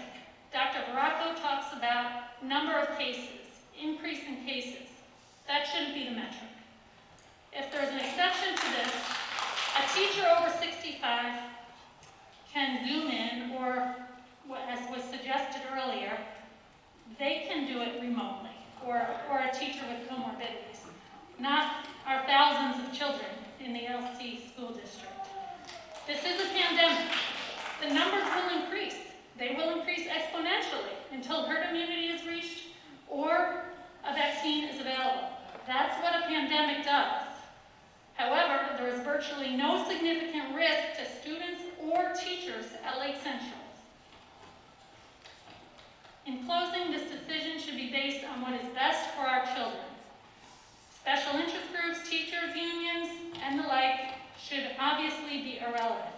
If a few teachers make good on threats not to return, LC can handle it, just like they handled the onset of the major pandemic last year. Lake Central sports has resumed successfully since July 6th, according to IHSAA's return to play guidelines. I'm sure LC schools can have equal success. Larry Baracco wants it in writing from experts that this 5% or greater than 5%, it's okay to go to school. The experts have made their opinion public. Doesn't need to be in writing, and here it is. The American Academy of Pediatrics, the Centers for Disease Control and Prevention, the National Academy of Sciences, and other organizations conclude that it is safe for our children to return to in-person schooling this fall.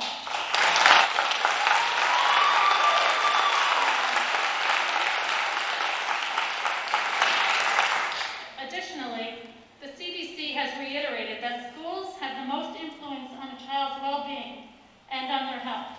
Educational instruction, social emotional development, and physical activity are needs that are provided within in-person school environment. Someone mentioned earlier the fear of kids falling behind through e-learning. The National Academy of Sciences reports young children will not be negatively impacted by in-person learning, but not returning to school can cause long-term unintended consequences, in addition to depression, anxiety, falling behind in their learning. European schools have opened up with no increased COVID. Dr. Bracco said he has no school data. They've done it successfully.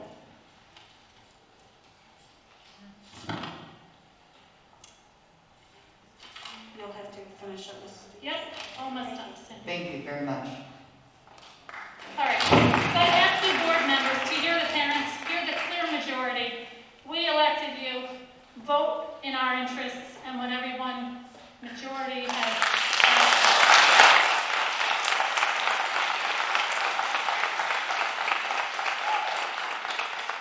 Anthony Romano.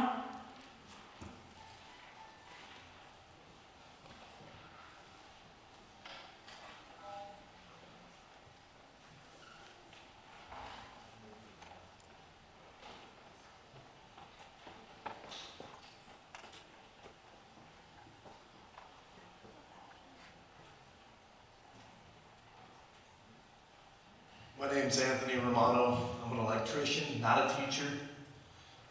I'm up here without a mask on due to personal health reasons and for the fact that I've already contracted and recovered from this virus months ago. Emails from the school reference stats and data, but they don't talk about Europe, where 22 countries opened schools with no discernible spikes in coronavirus cases. Contract tracing in Iceland, Britain, and the Netherlands found 0 cases of child-to-adult or child-to-child transmission. Brown University studied 25,000 kids in American daycares for essential workers who were most vulnerable. 0.16% contracted COVID-19.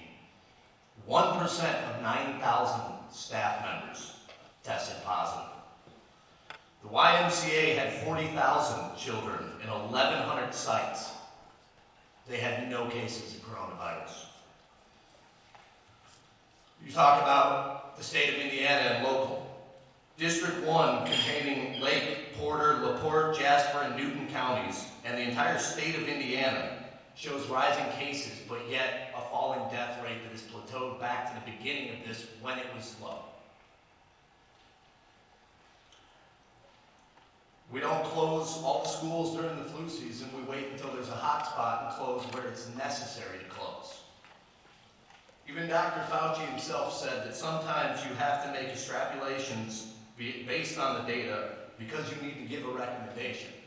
Based on the data, the recommendation is that students return to school.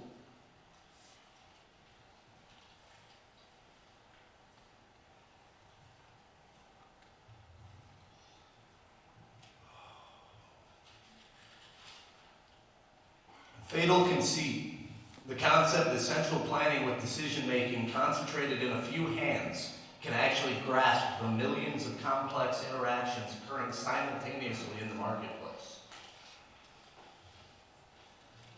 It is a fatal conceit to allow 6 board members to risk further destruction and possibly irreversible harm to the mental health of thousands of children. This is a decision that should be left in the hands of the people in this room, the parents and the taxpayers.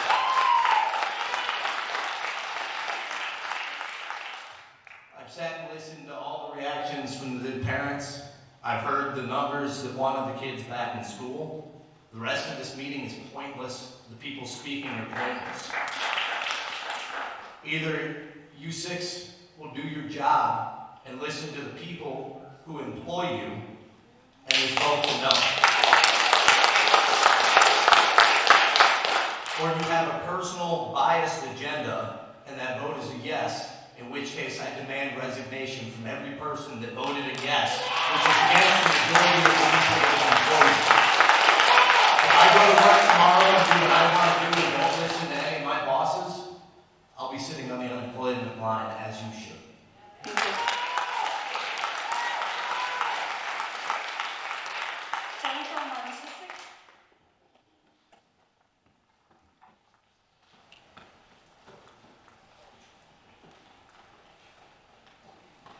Good evening, Jennifer Martisik from St. John, Indiana. I had a lot to say tonight, but there's been so many phenomenal points made here by so many. I'm changing in my head a little bit what I'm going to say, so I'm going to get straight to the point. I have an incoming freshman and I have a senior. Two very detrimental years to these children's lives.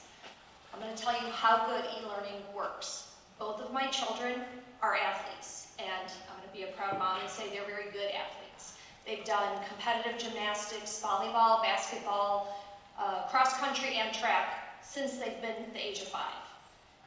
My youngest daughter, coming in as a freshman, was elected to do the summer PE and pool program. Should have been the easiest A's of her life. You know what she has in pool right now? An I, an incomplete, because she came from a Catholic school system, she's not familiar with campus, and although every subject she had to turn in for a nutrition log and for what she did for activities submitted, they said it didn't come through correctly. They had her as an F. I had to fight to get it to an incomplete, to let her have a meeting when she comes into school to be able to fix that. For the week that they had in-school pool, she was in the fastest group, the best group that they had, and she completed it with no issues. So you're going to tell me that that F, potentially what was going to be her grade if I didn't speak up, is a good reflection of what she can do? Watch her at cross country this year when she's come in. She's already running with the top 12, which is your varsity team. E-learning doesn't work. Not for them, not for the other subjects. Talk about new math, I can get them the answer. I've helped them with math in school all along. I can get them the answer, but I can't do it in the format that you want to see it today. They didn't teach that when I was there. If you don't show them work, you don't get full credit. I can't show them how to show work that I don't know how to do. I'm not a teacher. Teachers here are, and they know what to do, and I respect them for that. We voted, the teachers voted, the majority wanted to come back. As everybody has already said, you need to represent the people. For the people in the back that say the children aren't showing signs right now because they're in isolation and they're not out, come to my neighborhood any night. Come to my neighborhood any day. Go to the park. For all that matters, go to the grocery store. Go to Menards. They're out everywhere, and they're well represented. The kids are out with their parents because the parents have to go out with them at night, or when they're working during the day, they have to bring them along. So it's not that they're in isolation and it's not being shown. I saw my time was up, so thank you.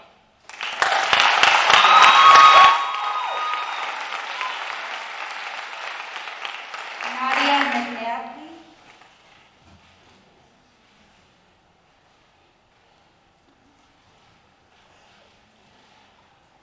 I am Nadia McNabney from Sherville, Indiana.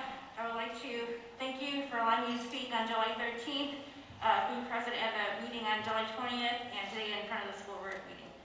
I would like to commend the school board on their decision to delay the start of school and to use e-learning to begin the school year. We would like for you to continue to look at the data and only open in person if Lake County numbers are consistent with declining numbers. I have a statement to make. In regards to my statement on July 13th, when you decide to reopen schools, will you address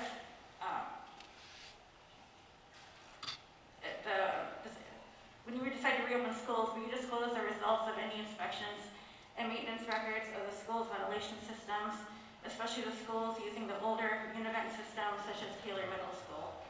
I know you're hearing a lot from angry people. I believe there is a larger number of families like my own who are grateful for you for your brave decision to protect our local populations, especially those who are at risk of catching this virus.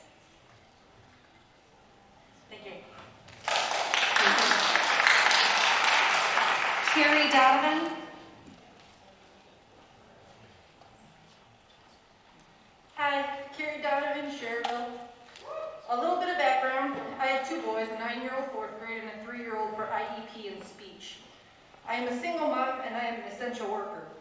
A little about me, I'm TNCC certified, which means I'm a trauma nurse certified. I'm ACLS, acute life support certified, BLS, basic life support certified, NRP, neonatal certified, and stable certified. I have a lot of letters behind my name. I am a neonatal intensive care unit nurse, and I care for babies less than 1 pound at times. Less than 550 grams is what we go by. I have been trained in every way to save your life, but I can say, wholeheartedly, I have not been trained to teach speech therapy or 4th grade math.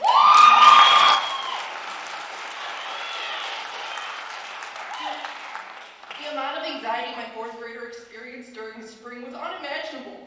The screaming, the fighting, the arguing, it wasn't worth it.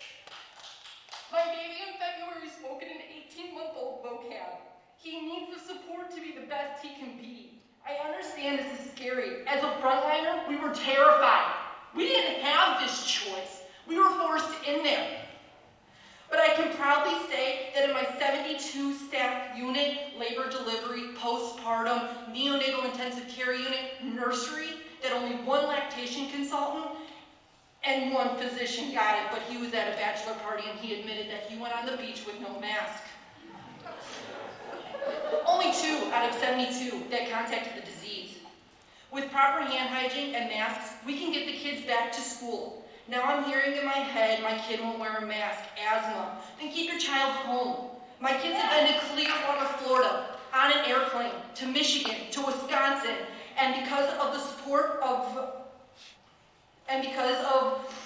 by me, who wore the mask, who washed my hands, my children are fine. I am single. My kids go to Walmart and Target and grocery stores. If you can tell me we can play sports, then you can't tell me we can't go to school.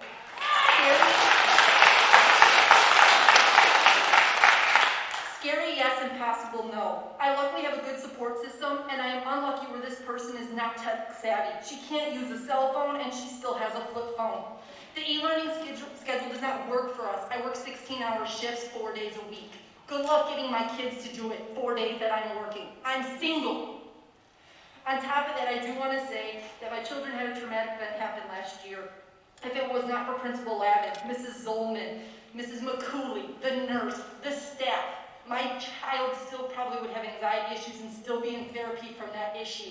They were there for them. I used to be an ER nurse. I'm ER certified. You can't tell me that these kids aren't having anxiety, depression, and real life issues. The amount of suicides we are seeing, the amount of drug overdoses we are seeing, alcohol, marijuana, cocaine, heroin, look at those numbers. Look at that.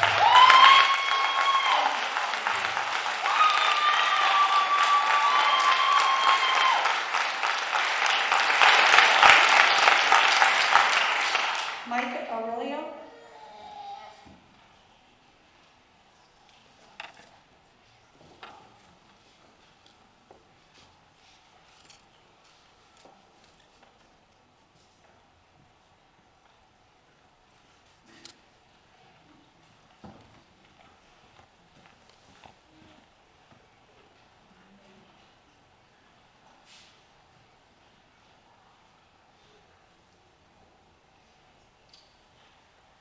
My name is Mike Aurelio. I live at 8895 Overlook Point in St. John. I'm a St. John Township board member. I also had the privilege of serving as a board member like yourselves on the Board of Education. I also served as a president of the Board of Education as well. I have some idea of the pressure you are under and the decisions you have to make. I also probably share some of the education you guys have had as well of being in classrooms, not only in the district, but other districts around the area where you got to see firsthand the strategies of inclusion, inclusive education, small groups, and also knowing that e-learning is not an education, it's a tool of education. So it's one tool in the toolbox of education. and not to be fooled by that. I know that you've had many months to improve on this. It's definitely better than it was in spring, but it's still just one of many.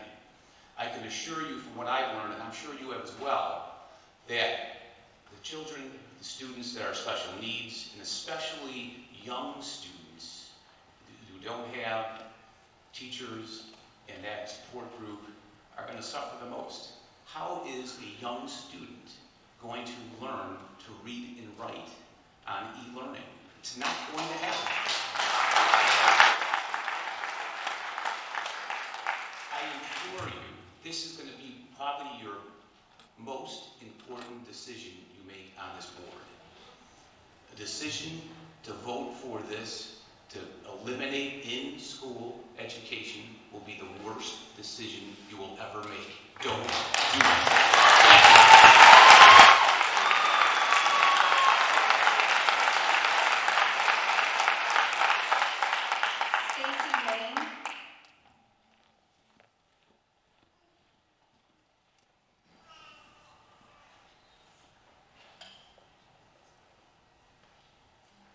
Anna Mineshare?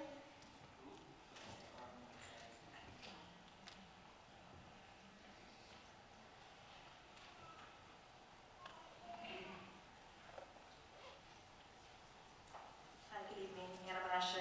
I live in St. John. So I have a daughter going into first grade, and I want her to return to school in person on August 11th. We tried the e-learning. We did it not successfully. I think it's really a detriment for her development. I can't even imagine kindergartners going in this year. How are they going to learn how to read and write? So I'm concerned, this 4 weeks of e-learning is going to go longer, potentially the rest of the school year. I stood here last time in front of the board, and I specifically asked about the teachers. And I asked if they're coming back. And Dr. Rocco, you had advised majority are coming back. And for those that do not want to come back in person, you're going to place them in the e-learning program. There will be a place for them. So I'm concerned that the change has now happened, that a high percentage have expressed their concern and they're not comfortable coming back. Again, what changed? It doesn't make sense to me. I'm concerned that we could have sports going on, adventure club, but no in-person instruction. It's just, it doesn't tie. My option for her to go back into school in person was taken away, and that's unfortunate. Not too long ago, my husband and I, with my family, we moved here from Illinois. And we moved here, we liked the school system. And had I known this is what it's going to be, I should have just stayed there for the same. Thank you.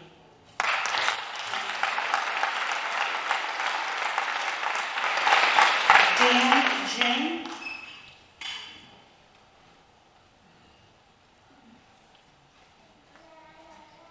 Hi, I'm Dan Jen, 45 Cortland Clerk here in Cherville. I'm not going to extol upon so much of what the parents here have already brought up. The majority of us want to see our kids back in school from a mental and emotional health and well-being standpoint. Above all else, the education, we know that there's no good alternative for in-person education. And I think Dr. Varacco has echoed that many, many times in the past, even before all of this. But my challenges are, moving forward at least, if we have another situation where we're forced into a full e-learning scenario, the tools are simply not there as they exist today in Lake Central to facilitate a good learning experience. And if it's a mirror of what we're seeing right now in the PDFs that are being brought forth with the proposed schedules, I don't see how working families can get through the day with their kids and be able to facilitate A, the learning, and B, being able to get their assignments in on time. It's not reasonable. My wife and I both work full time, and there are days I work 16 plus hours. You know, I manage a 911 center. There's no easy go home and, you know, help my kid with a math problem. And someone else needed. The math we do today is not the math we learned as, you know, my parents growing up. So I hope that, number one, you truly, truly consider allowing us the ability to send our kids back. And number two, if we are forced into an e-learning situation, that you actually give us the tools that we need and the flexibility that we need in order to have our children succeed. You know, not having access to a library. Lake County library system is very limited right now. My kids are used to getting books from the school and they can't do that. If my kid needs tutoring in the morning before class, that's being taken away. So, again, thank you for everyone's attention. I think everybody here has had so much effort put into this. I'm glad to see that there are so many passionate parents here, regardless of whichever side you're on, that you're here for your kids.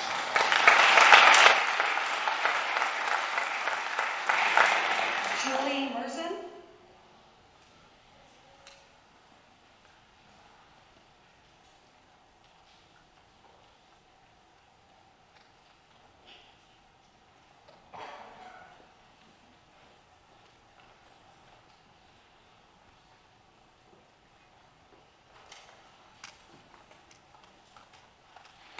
Good evening, my name is Julie Morrison. I also come advocating for in-person instruction, starting on the original start date of August 11th. Being a problem solver, I always like to start with something I think we all can agree on, and I'm confident that there is no one in this room that would disagree that in-person instruction is substantially more effective than any learning gains that can be achieved via a remote format. Children learn not only from their teachers, but from one another, especially in the early years. And the fall would be a little different than the spring in that I can't even imagine a teacher trying to teach students that they've never met.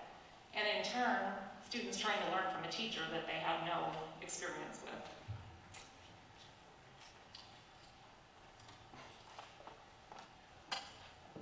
The couple of rhetorical questions, since the board isn't answering questions tonight. Is it acceptable to the board if all students have no in-classroom instruction for the entire first semester of the school year? Is it acceptable to the board if all students have no in-classroom instruction for the entire school year? To make a decision tonight to start with 4 weeks of remote learning is a slippery slope. So these are questions we have to ask if you vote tonight not to start in the classroom on day one, to not even give it a chance. And maybe if we went back and there was some sort of outbreak or spread that we may or may not anticipate, then some of us might come in here and change our minds and then react in that way. But right now, there's just no information to support that. Each family in the school district should be given an explanation of what changed in the 11 days between the July 20th school board meeting, at which time in-person learning was planned as an option, and July 31st when the email went out with the intent to recommend both bumping the school date back and requiring 100% e-learning for all students in the first 4 weeks. The three stated reasons were, number one, COVID cases across the country, not applicable to our school district. Number two, rising cases in the state of Indiana. Again, we need to get more local. You've heard enough on that tonight. The one thing that hasn't been mentioned is the nursing home population and how that factors into those statistics.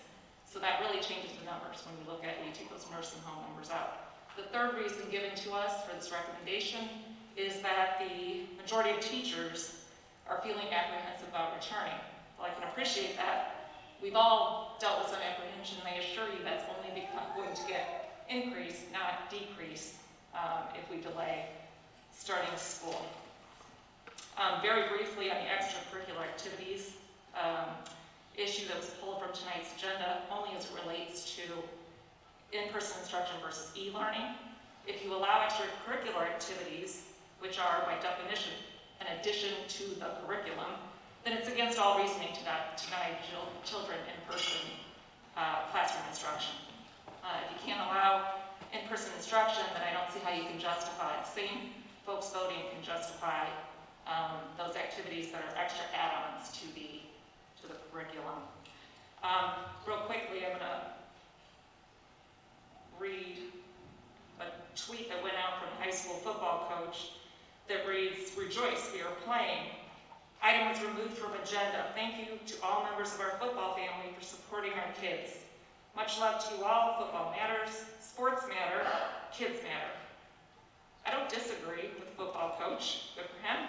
But I'd like a tweet tomorrow that says, "Rejoice, we are all going to school if we choose."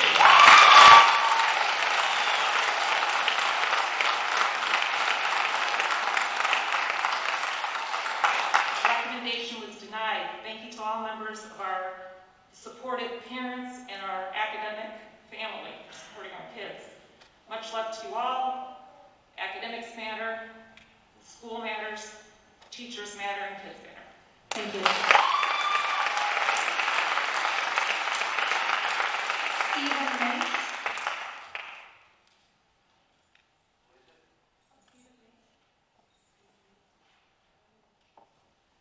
Stephen Mase.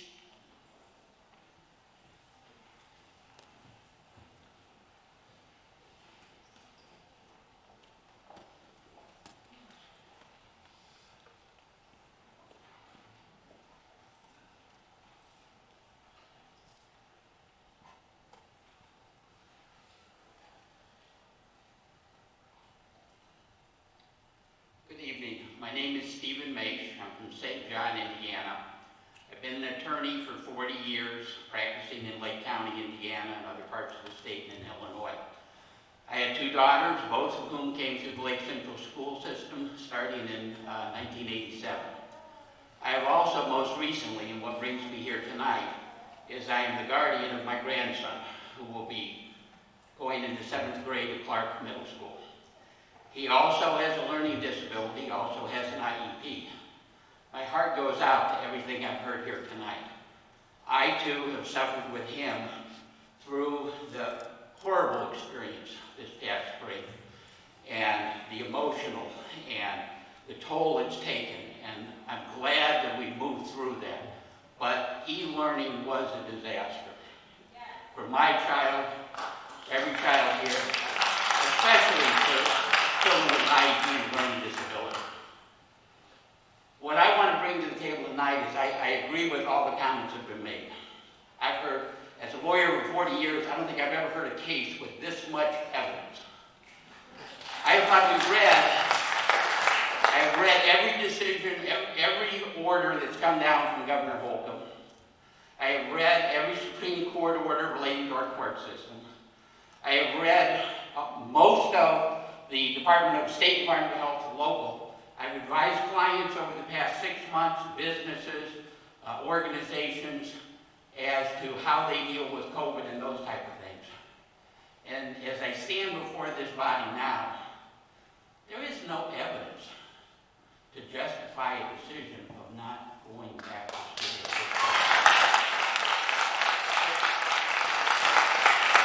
Do we have to take the problem seriously? Yes. In the medical field, we've heard a lot. But the nurses were there. They wore masks. They took precautions.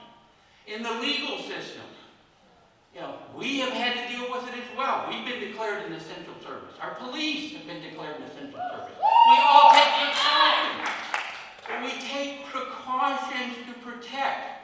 We don't give up. Our nurses didn't give up.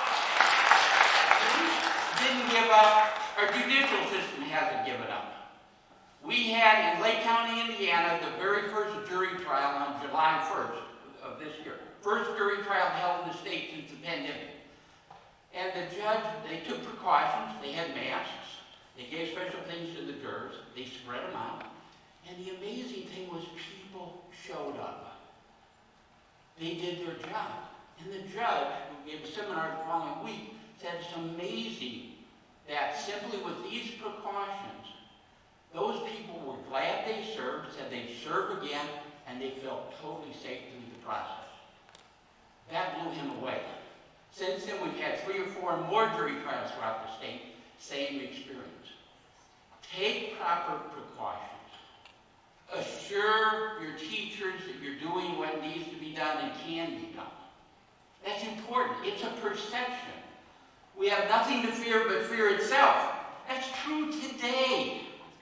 Deal with the issue, but don't abdicate your responsibility. Don't give up on our children. Don't look all these parents in the eye and say, no, you got to keep your kids at home because we want to keep them safe. That's not keeping them safe.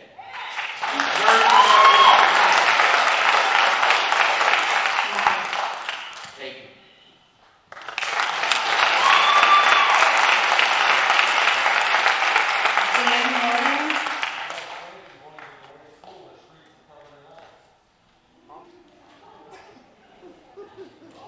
Dan Williams.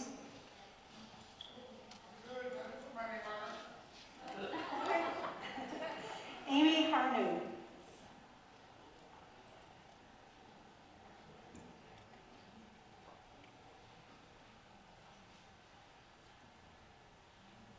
Hello, my name is Amy Hardu.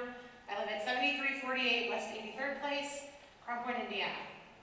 I come from a family of dual first responders, and the virtual learning is absolutely impossible. I want to give my son a chance. He's going to kindergarten. This is his first year, and it is my responsibility to make sure that I am on top of his education. With the way that it's set up, that we have to log on, with the way that it's set up that we have to log on at 8:30 and him be on until 2:30, that is during my work day. That is during his father's work day. I'm a nurse. I work as a clinical manager for a pulmonologist. If I know anything about COVID, it would be me.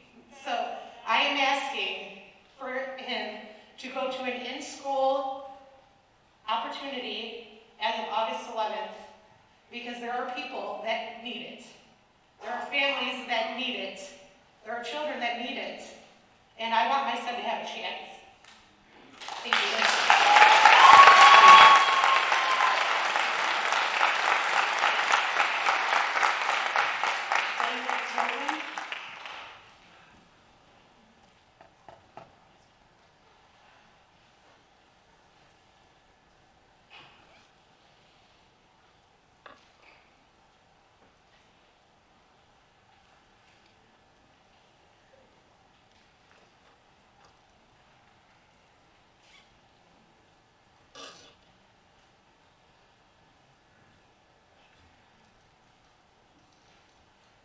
Hello, my name's David Tobin. I live in the Lake Central School District in Crown Point. I have 6 kids, 4 who are at Lake Central, 2 are at Pfeiffer, 2 are here at the high school. 2 have IEPs, 1 is a special needs student that is not benefiting at all with the at-home. My other student, or son, is not benefiting as well. There's no debate that the e-learning is not working out. You know, a lot of good points have been made here. A lot of things that I was going to say have been reflected on. I'm not going to touch base with statistics because you can argue the statistics on both sides. I pay taxes. We pay everybody's salary, something I hear as well. In my field, I'm fortunate enough to have a nuclear family where my wife's at home and is able to be at home mom and try and teach 4 kids e-learning at home, one of which who can't even do the e-learning because he's incapable of doing the e-learning. We're fortunate to have that situation. Of the 3,000 plus students that are here, I'm quite certain that not everyone has a nuclear family or has somebody at home that can go over the learning that is equipped to do it. You know, school teachers are irreplaceable. Their job is very difficult. Myself, all the other parents in here could attest to that as well. But we also have a facility here that our taxpayers pay for. You know, years ago we did a $92 million referendum to build this huge facility. We can accommodate with social distancing the right way. We have a duty to protect your staff and teachers, without a doubt. That can be done. You know, that's your guys to develop that strategy. I'm opposed to any e-learning or any additional e-learning. I would be in favor for extending the start date and working into the summer. But my kids need to be in school, not only from a developmental standpoint, they're becoming developmentally delayed, Even my smart kids are becoming developmentally delayed. It's not benefiting them socially. As a first responder, I'm seeing suicides, domestics, going through the roof. Alcoholism, drug abuse is up. These are things that have already been set up here. But the family unit at home is not ideal across the board. And these kids are in some of the worst situations at home that you can think of, that even when they were coming to school, and now when they're at home 24 hours a day in a toxic situation, it's not safe at all for them. You guys have a duty to listen to the people. I'm very disappointed that we couldn't do question and answer. I was coming here thinking this was going to be kind of a town hall setting to where the people can speak and get some answers, direct answers, not prepared answers, something that puts you on the hot seat, if you will. But, without being further long-winded, I support our teachers, I support our staff, support you guys, but more importantly, at the end of the day, all the statistics aside, all the other nonsense aside, all the politics aside, what is in the best interest of the child? That is what's determined in any setting, any court setting, any school setting, is what is in the best interest of the child. And the best interest of the child in his development is to be in school training with face-to-face contact, or come up with something different, but the children need to be in school. I don't appreciate the double standard. I'm an avid fan of the athletics here. I put plenty of kids through school, but it sends a mixed message, it sends a wrong message. It's okay to do A, but it's not okay to do B. It's hypocritical.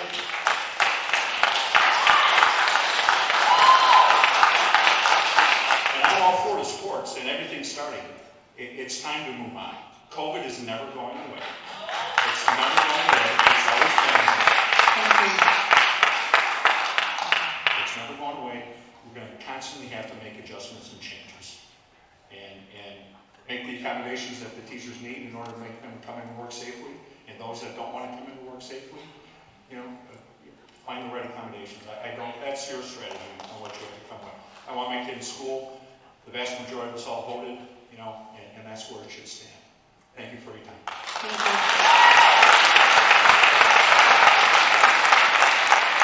Christopher Worship.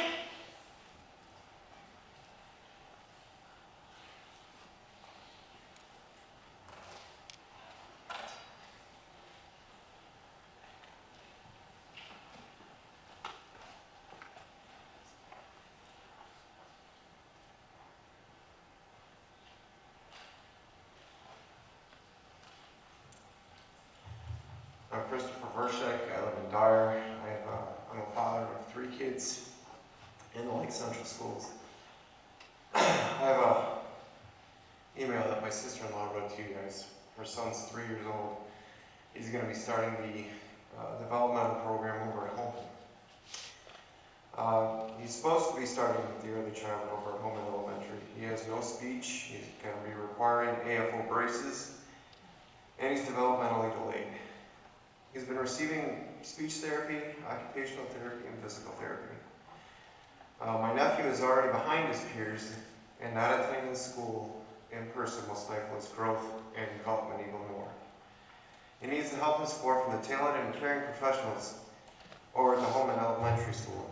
Initially, he was supposed to be over at Bibbage, and Bibbage told him, you know what, you're going to get better support if you go over to home. Which is why they made the decision to go over to home. It cannot be argued the immense positive impact my nephew will receive from being around the other students. Keep in mind that home and elementary is only supposed to have 5 students in class, which is, according to all guidelines, a very manageable class size, and well under that even 10-person limit. My sister-in-law's heart is crying because to say that my nephew needs to be in school is an understatement. You guys are in a position where you can help him achieve and hopefully catch up to all of his peers. I've been around my nephew quite a bit. He chases after my kids when he's over. My daughter, who was going into 6th grade, when she was over at Bibbage in 4th grade, suffered a severe anxiety attack. We have her on a program. We got her out of the accelerated program when she got over to Kaler. She was doing phenomenally up until e-learning started. Once e-learning started, I saw her grades start to take a severe nosedive. Her behaviors at home got worse. You know, the structure that she had being over at Kaler, just being around all of her friends, it goes a super long way.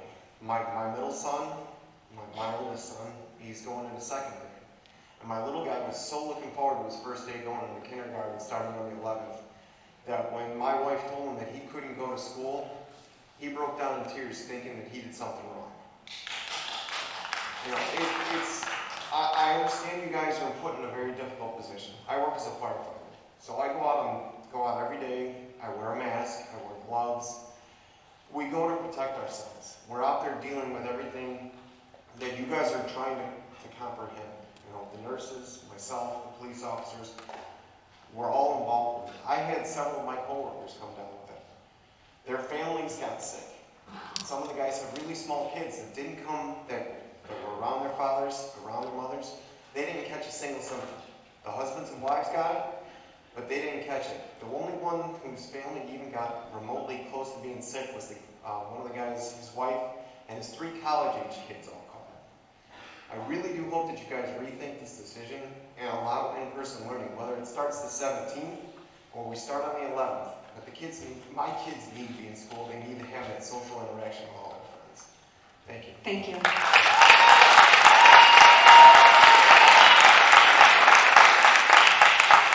Rachel Barrows.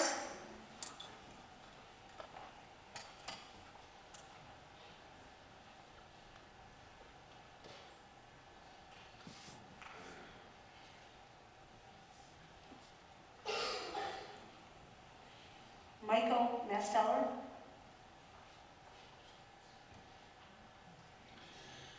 Well, I've heard a lot of powerful speeches here and people have prepared for this. I just came here because first time I've ever been to a board meeting, but I thought this was really important and I wanted to make my voice heard as well.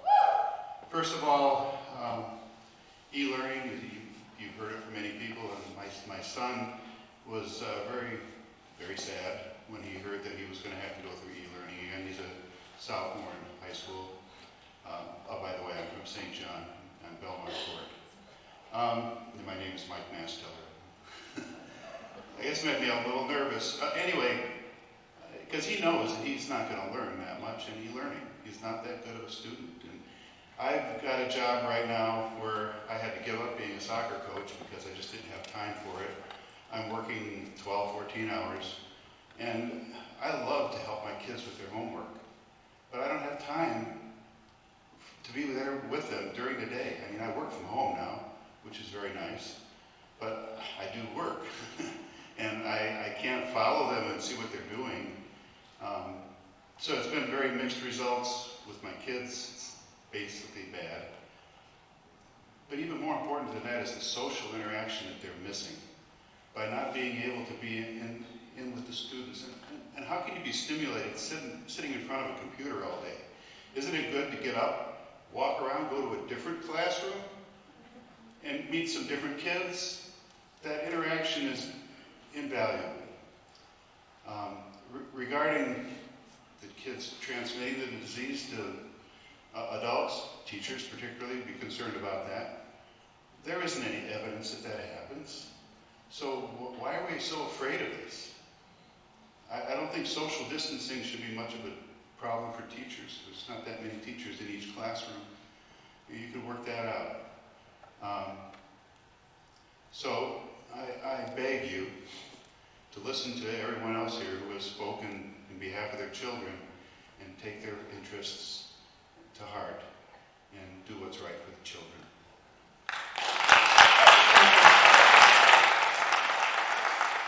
Kathy O'Brien.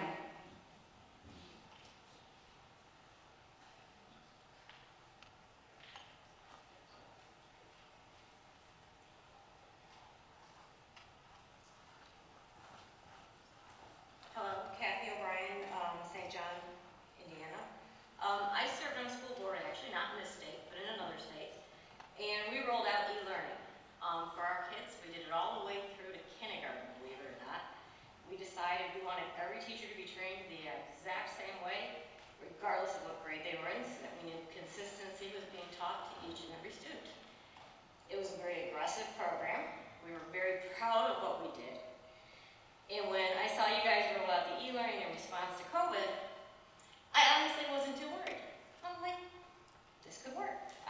did as a school board.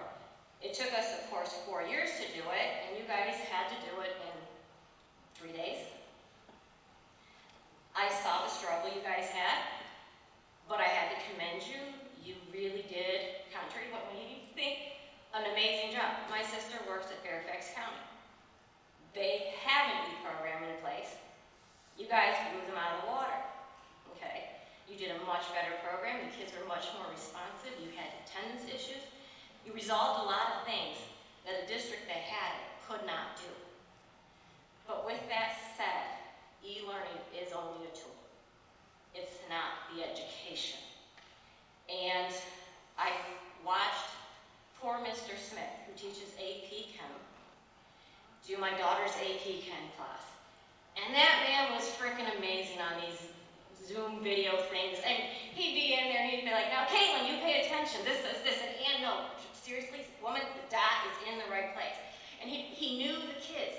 He was trying to reach to them through the video and still engage them, which I appreciate, because I'm sitting there watching him trying to explain how you take an electron and you subtract 1 proton and then you reverse the negative. And I'm like, okay, sure, let's pretend that all's real. You know, but I'm watching my daughter, and she's like this way, and then the phone comes out. Now, mind you, she's a 4.65 student. She could not pay attention. It doesn't matter whether we're talking disability, IPs, average students, or exceptional students. Everybody struggles with this. It's a tough way to learn. It's just hard. And as I was watching Mr. Smith, I realized what it was, which I didn't get when I was on the school board and we were rolling this out. We were rolling it out with e-learning and in-class learning. And what that in-class learning brought was passion. You cannot convey the passion that these teachers have through the video. It snaps. It's a digital image. It doesn't transfer the same. And so we're watching this, and I'm sitting there going, my daughter thinks the world of Mr. Smith. She thinks he's amazing. He's taught her the love of chemistry, and she's going to go to Purdue to be in chemistry because of him. But you can't get that, and it doesn't matter what grade. Every child, you don't know if that child's going to fall in love with robotics in 7th grade, 5th grade, 3rd grade, 12th grade. It's that teacher, and we need those teachers to have that contact. I am not a fan of delaying and going with e-learning. And the reason I'm not a fan of delaying and going with e-learning right now is I don't think the data supports the need to postpone. And yes, we have a history where we've closed schools. The Spanish flu is a great example. Spanish flu, they closed schools off and on throughout the entire time period. Why did they do it through the entire time period? It lasted 3 years. How long is this gonna last? And I'm very concerned that, we start with 4 weeks. I honestly don't believe you guys start with e-learning that we're gonna see you guys again until January. That's my feeling. In which case, I have to ask myself, am I okay with my kids basically giving up a year of education when we figure in the spring, and now what they're gonna face? Am I okay with them losing a year of education? And I honestly can't believe you guys support that, because if you're not prepared to suspend athletics and contact football, think about it, contact football, and we're talking viruses, we're talking about putting kids in classrooms spaced out with masks, washing their hands. We're educated now. We weren't educated back in 1918 when these pandemics hit. We know about hygiene, we know about washing, masks, hands. We have all these tools and knowledge. I know with what I saw you guys roll out in literally 4 days, blowing out my sister's district, which is 10 times wealthier than us. You guys did a great job with no background, no foundation. You know so much more now. I know you can do this. I just don't want you to be afraid to do it. And I think if you let us know, we'll help.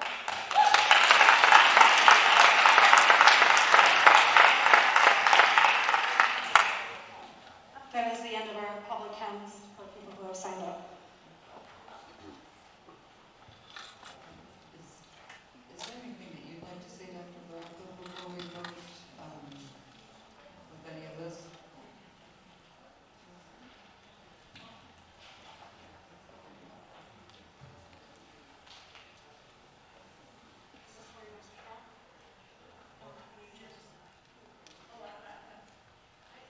I have a question and it came up, but what was the big change that occurred that forced us to make modifications in the proposal. Would you share that for the sake of the audience? The biggest thing is that the metrics that we're being asked to follow, the CDC original guideline, and then what came out of the Indiana State Department of Health, and then what trickled down to the Lake County Department of Health, we're not meeting with the positivity rate in Lake County. And I've heard people say, you know, it'd be nice if they disaggregated that data down to your particular zip code, if you would. That would help. But currently, the Lake County, we've been meeting with them since the end of June, and somebody mentioned, I think, well, we put some copies in the back of the room, that it took them till July 31st to finally put that in writing, but it became more and more clear as we were on a phone call conference with Dr. Box, who's the doctor who consults with Governor Holcomb, and that was July 22nd. She was on our local call, and she was talking about, yeah, you're somewhere between 8 and 9, sometimes you're 9.8%, but you're under 10%, so that's pretty good on positivity. And one of my peers said, are you willing to, you know, the guidelines we've been getting all along here and is 5%. Are you willing to say that 7 to 9% is okay? And she had a very long, awkward pause, and he said, well, are you willing to say if it's 13 or 14 or 15% that would not be okay? Are you willing to give us some parameters? And she said, no, we're not willing to do that because the local educators know their people better. I got to tell you, it was very disturbing to me. You know, we weren't asking her for advice on reading instruction. That is our lane. We were asking something that's right in their wheelhouse. And so it became a very big concern to all of the superintendents in Lake County that they are sticking with this official number that if you've got enough spread in your community, and we know we don't have boundaries between our towns or with Highland, and you know, they come into our town to shop, we go into there, I get all that, okay? But they really need to analyze the metric, because if 10% is okay, it significantly changes our outlook. And as I said, there have been other experts who continue to say, you know, if people could get the spread down, it would be a lot safer for staff especially, because, and I will say this, and I think I put it on the question, we really don't have much data in the United States on whether students are transmitting it or shedding it, that it's going towards adults or not. We just don't. And when they're doing the swabs on young kids, they're finding a lot of it. Now, whether it's the kind that transmits or not, they don't know that. All right?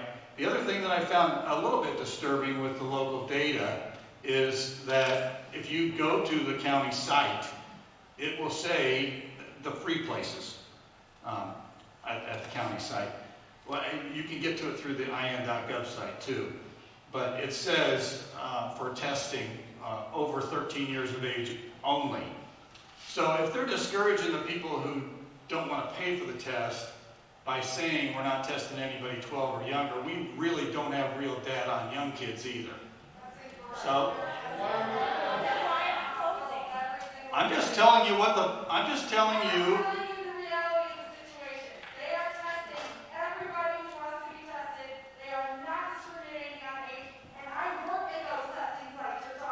well, they're discouraging by advertising over 13 only, ma'am.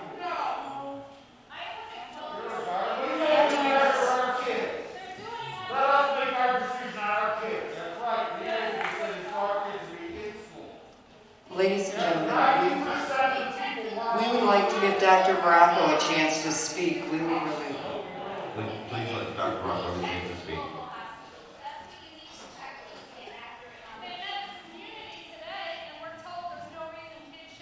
You know, he was trying to give you the data that came in. Please, let me finish. He was trying to give you the data that came in from the Indiana State Department of Health. Now, I believe that he has received received information that might be different from the Lake County Department of Health.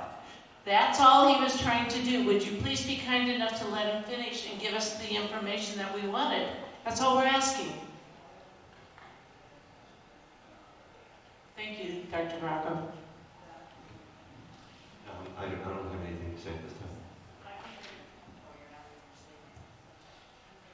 All right, we have a motion. What's everybody else feeling? Anything they want to share? Well, I'm not sure if we talk, if we have this action. I'd like this definitely, just before we vote on it. Yeah. So you're moving on, we accept the proposal of the administration? No, I'm going to, let's go out of order here because actually on the agenda, our first item is to do the Ed Foundation, but for the sake of keeping it streamlined, let's go with item 2 first.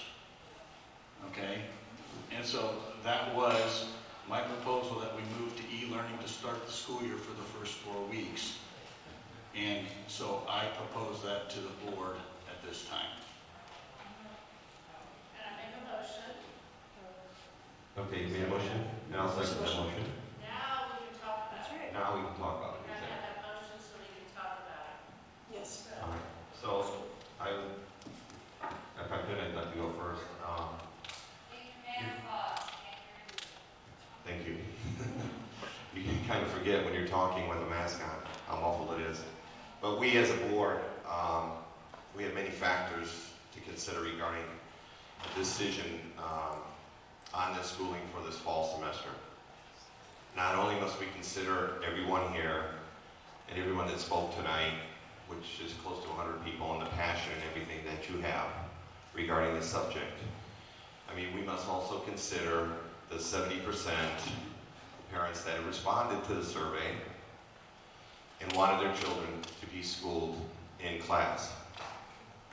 We must also contemplate the interests of parents that want to continue to allow their children to e-learn from home, because there are those parents that want that. We must also consider the fact that we may not have the additional teaching resources to allow the privilege of in-class schooling. In addition, we always have Dr. Morocco that's going to keep us updated. So when I consider all these factors from above, and nearly the 200 emails and text messages from parents and teachers, it is my recommendation that we continue on a path of choice.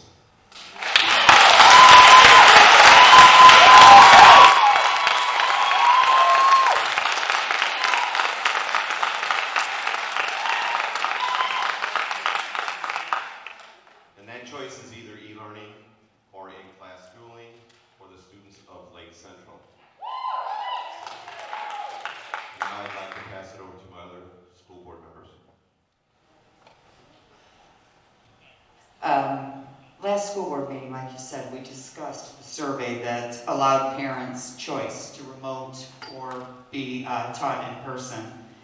After that, and I'm just going to kind of recap real quick, the superintendents decided that we'd put some cameras in the classroom and that teachers would be expected to do the in-class and the online learning at the same time.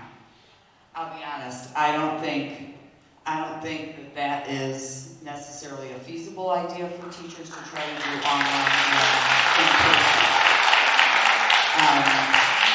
At that point, we were then told that we would be possibly going to remote learning, and although teachers didn't feel necessarily prepared for that or prefer that, they were willing to do whatever it was going to take to make sure our students were taken care of. There's a good argument for both e-learning and remote learning. Personally, I would prefer that my students stayed at home and that they used e-learning through teachers and through the technology, through teachers and technology that wanted to do that part and were excited about it and felt good about it. My students, although they're not in our district right now, they're in college and they will be e-learning. That is going to be difficult. I talked to multiple staff members, in addition to community members, this weekend, which I greatly appreciate because anyone that knows me knows I'm okay to agree to disagree. I want to know your opinion. I want to know what you think, because how can I change my views or know my views? I don't know everything. I need other people to be able to say, hey Sandy, this is what I was thinking. Could you consider this? And I greatly appreciate everyone that spoke today, everyone that called, all the emails that were sent, which was actually over 300. And I think that's phenomenal. You're right, I didn't respond to every email, but I read them. I did respond to the phone calls that came in and messages and things like that. I know after talking to staff members, many don't want to come back. They're afraid that they won't have proper social distancing or proper PPE and will cause an outbreak. But there are staff members that are willing to come back. They do want the doors open, and they do want to teach in person. I don't know what those numbers are. I apologize. I don't know what the numbers are of teachers who are willing to come back towards teachers who are not.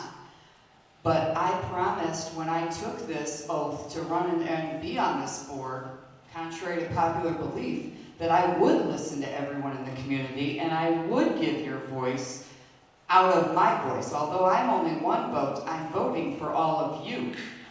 So please know that while you're welcome, that while I do personally believe that my children would remote learn, and that's what I think is best for me, I think we need to offer choice. We told you that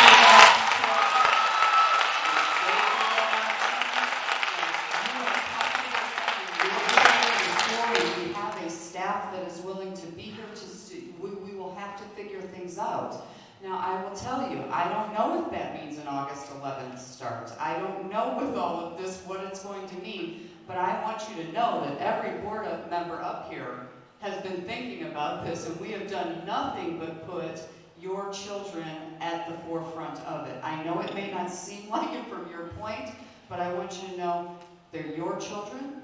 You should have the choice in what type of learning they have, and we will be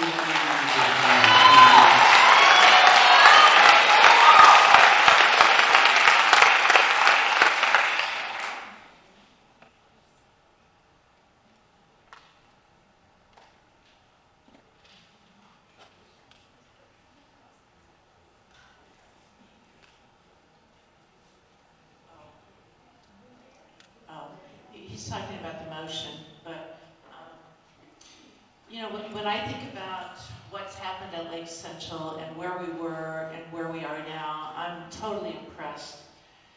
First of all, I believe Dr. Rocco and his team has been very transparent. We don't know every little bit of information, but we have been informed about a lot of it. The open meetings that we've held that have given you an opportunity to ask questions, the countless hours that we spent answering emails.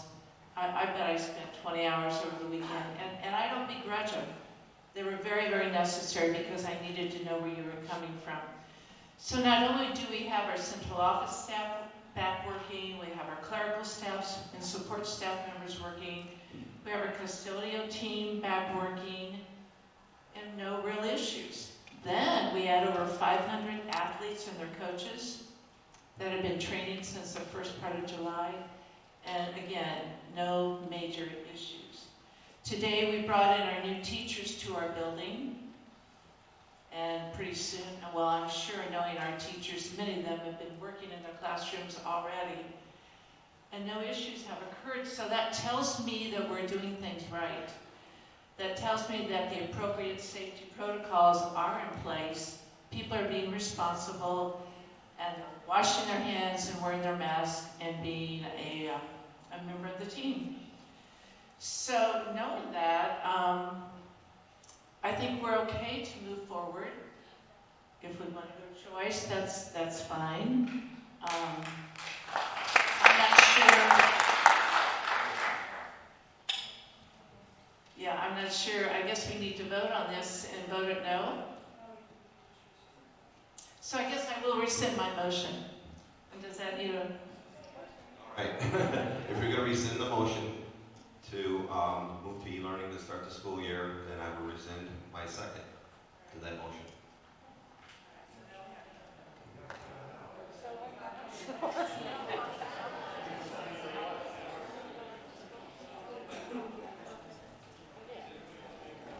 anybody want to make a motion?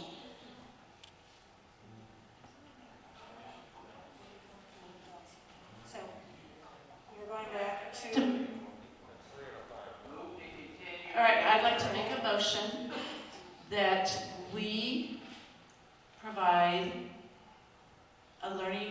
two learning platforms, one which would be the remote learning and one which will be the in-school learning for our Lake Central students with a starting date of August 16th to give us time to prep for this. I don't know, that's up to 17, right? Lake Central administration. 17th, I'm sorry, not the 16th. Why wouldn't you want to start date? Okay, yeah. Sorry, I've been reading too many emails. All right, so Janice, you have made a motion to allow for e-learning and in-school to start this 17th of August. Okay, then I will second that motion. All in favor, please say aye. Aye.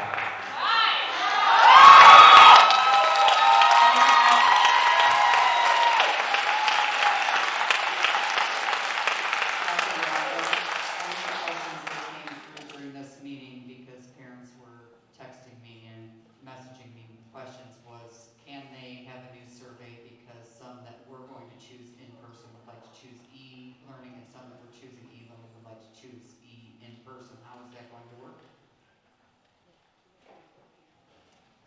Just have to notify us what their change of thing is. I mean, it's going to create a real difficult situation for us. People on e-learning are going to lose a lot of their elective opportunities because of the imbalance of numbers, but we'll do the best we can. I'll let them know. Thank you. And please understand that the data that I think is driving us is our success rate that we've had thus far in the school corporation, plus our low positivity rates for the Tri-Town area. Some people tell us we shouldn't use those as data points, but I think they're pretty good. So.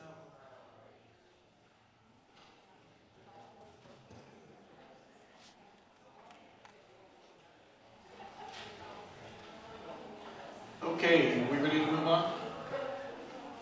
I've been asked if we can take a 2-minute bathroom break for some of the... Thank you. That was me that was asking for that bathroom break. I apologize. Thank you.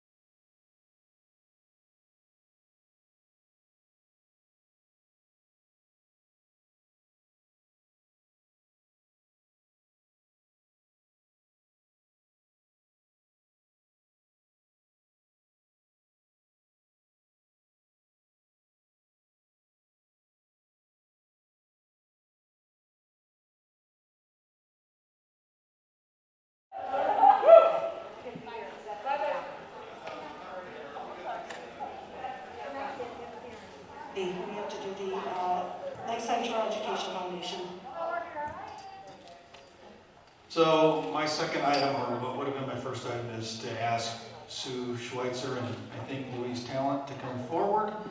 They're going to make a presentation to us, or maybe it's Melody, for the Ed Foundation.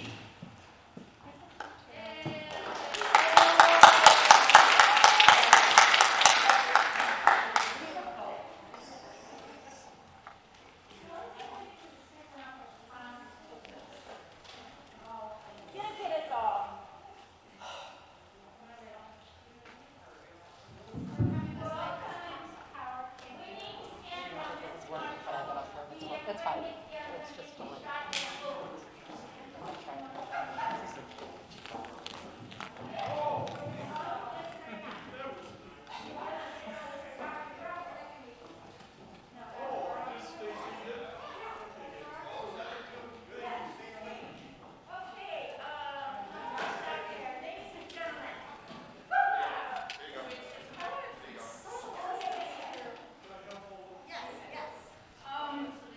Thank you very much, Lake Central's families, businesses. We really appreciate, I guess I need to do this too. For all of your support. We have had the opportunity as a foundation to provide over $300,000 worth of grants since 1996 to Lake Central schools. Our teachers and community members do write grants, and they are in the form of grant rounds. We're at grant round 53. Our grant chairman is Melody Wolf, and our officers, Mike Selden, our student officer, Zach, is up here. We just are really appreciative for the Lake Central schools and all they do for students. Number one, our teachers do a good job. This year, with these unprecedented times, the Lake Central Education Board decided to go ahead and take this grant round and provide $5,000 for PPE for all of our teachers, so we could help as many teachers as we possibly could. Thank you so much.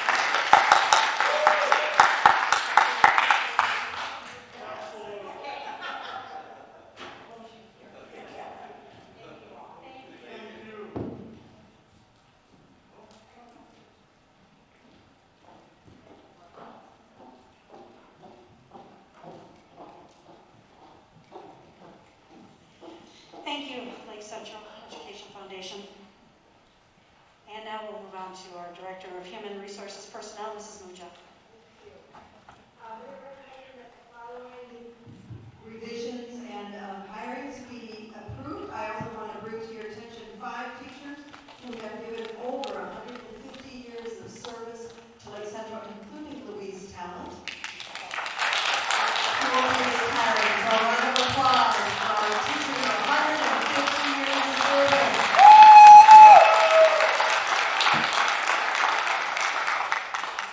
So I'm asking for your approval. We have a motion? All right, I'll motion it, Mr. Baxter. Oh, I think that I'm going to move that we do not accept that. So you have to stay, Louise. All of it. No, I make a motion to accept Mrs. Mucha's recommendation. All right, Mr. Baxter, second. And is there any comments or questions? All in favor? Aye. Will we be doing the retirement letter like we did for the others? Oh, sure, we can. The retirement letters like we did for the others? And we all came in and signed them? Came in and signed them.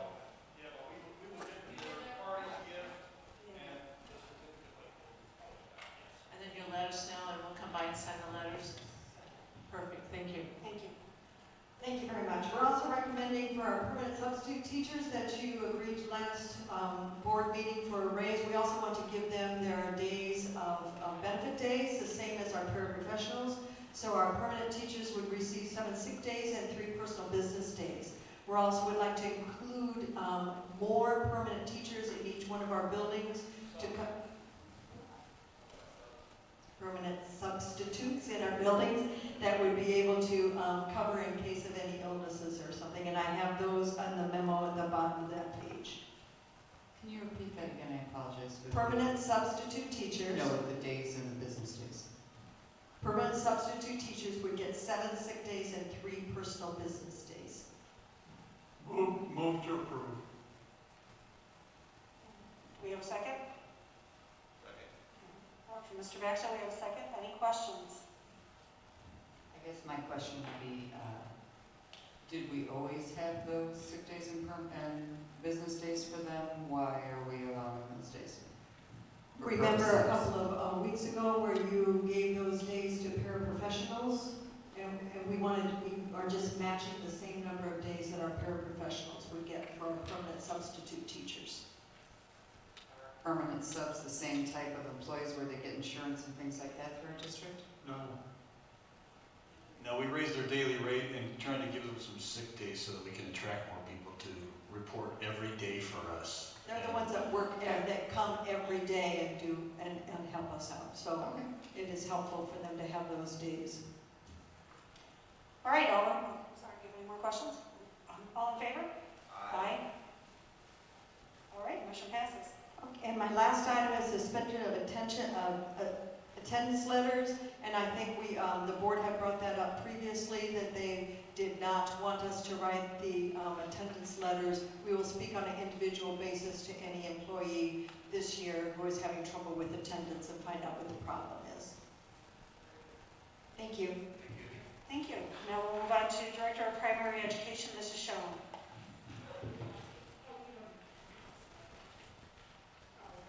She doesn't have anything, so we'll move on to Director of Secondary Education, Mrs. Castaneda. For my first item, I am seeking your approval for the professional leave request.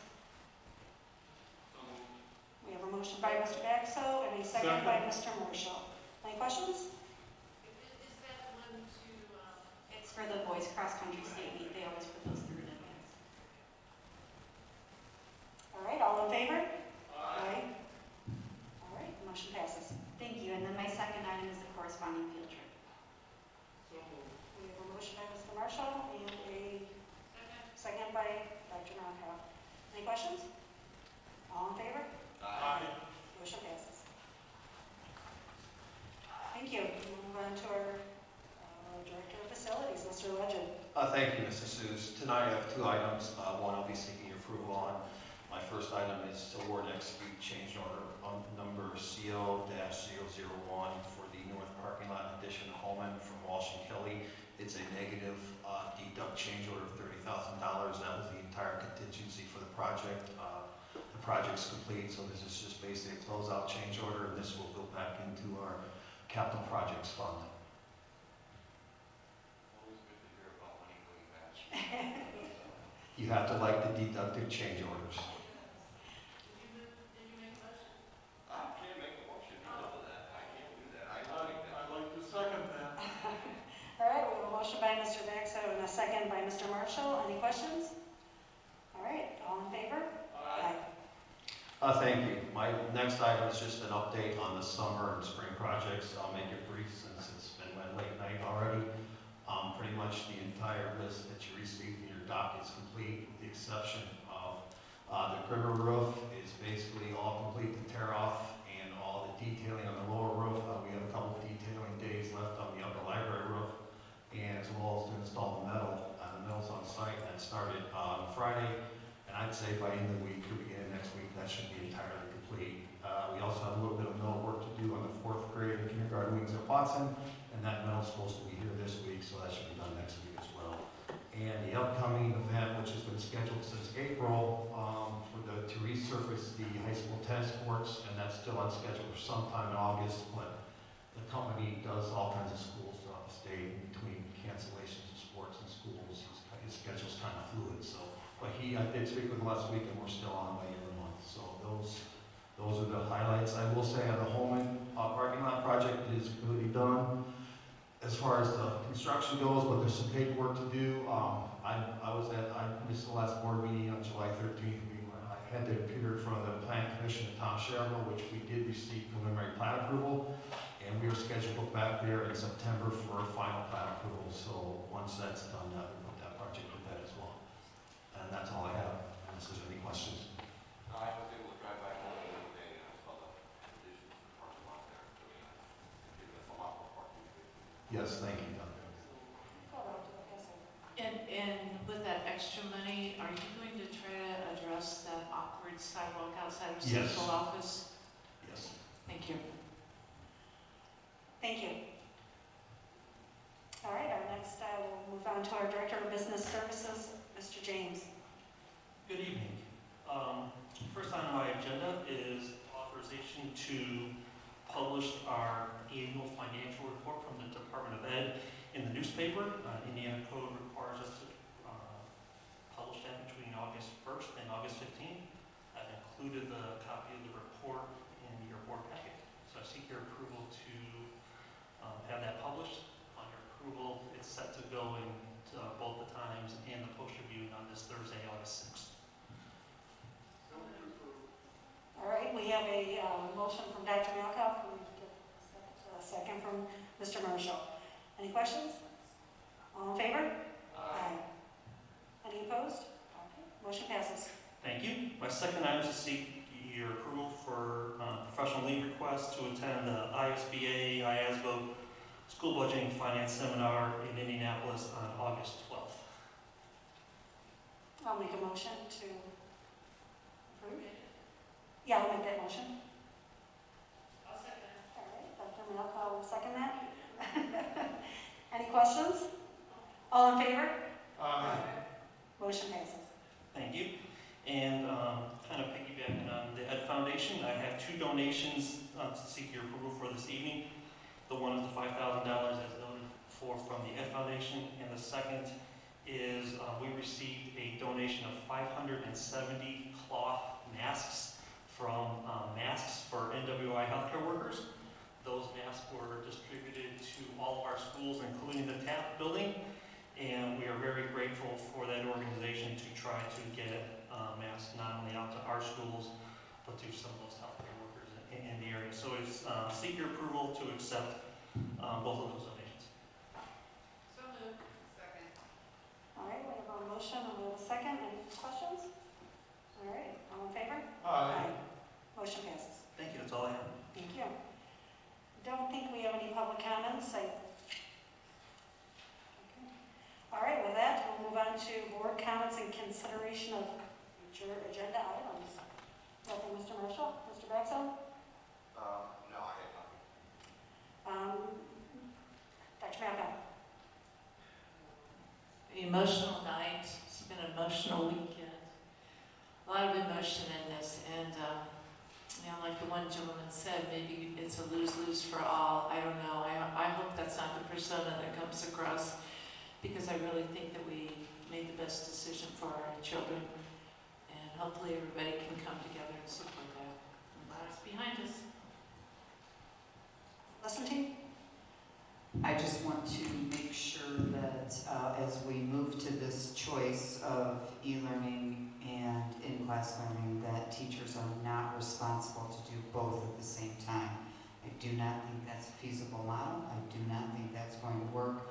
I truly believe that we need to make sure that we have remote teachers and we have in-class teachers, and then working from there. So I'm just hoping that that will be considered as we move forward. Mrs. Lessentine, I don't need to get into it this evening, it's been a long night, but I would like to discuss some of the complications of your comment right there. When we have classes that are only offered one section, and there may only be 2 or 3 students who choose the e-learning variety, there may not be a teacher to educate them, and so they may not get the opportunity at all. So when that happens, I don't think we can make the blanket statement that no one can do both at the same time. It will limit significantly the opportunities for e-learners. I completely understand that, and I agree with what you're saying, but I think we need to let parents know they need to make a choice possibly with those, or at least give a teacher choice if they want to do both. It's one thing if a teacher says, yes, I'm capable of doing both. It's another thing if you're putting something on a teacher that is next to impossible. If that means that we need to add another section, then we'll have to talk about it. I don't know what that answer is. I'm not the administrators, and I apologize to you guys, but that we just have to look at it. That's all I'm saying is let's look at it, because I don't think that that's a good idea for teachers to have to do both.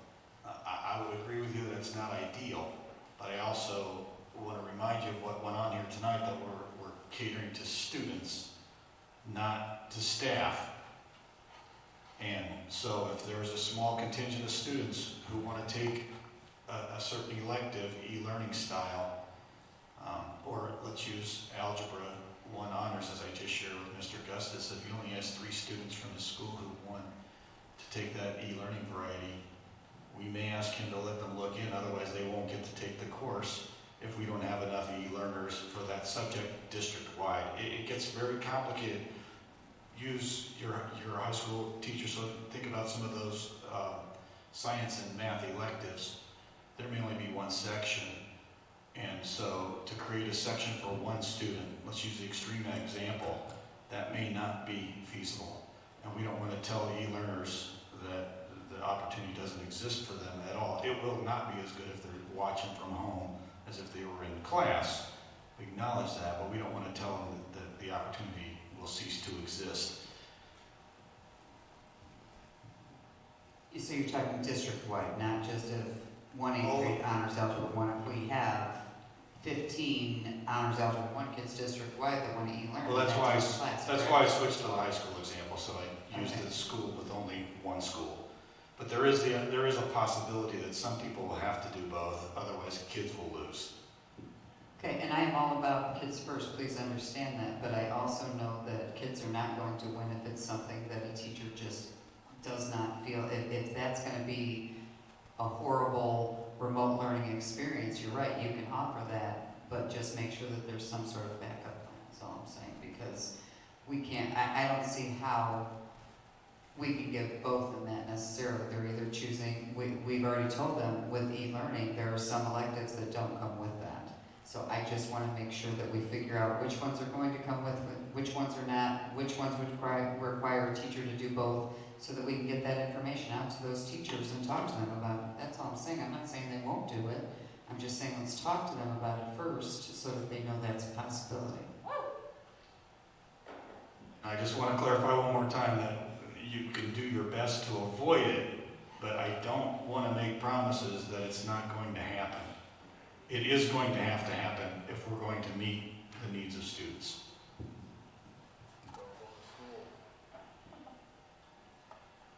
Well, I'm going to give my spot up to somebody who has asked if they could come speak, and Mrs. Cruz from Culling Elementary. She had asked if she could speak, and I'm sorry, I'm going to give her my spot.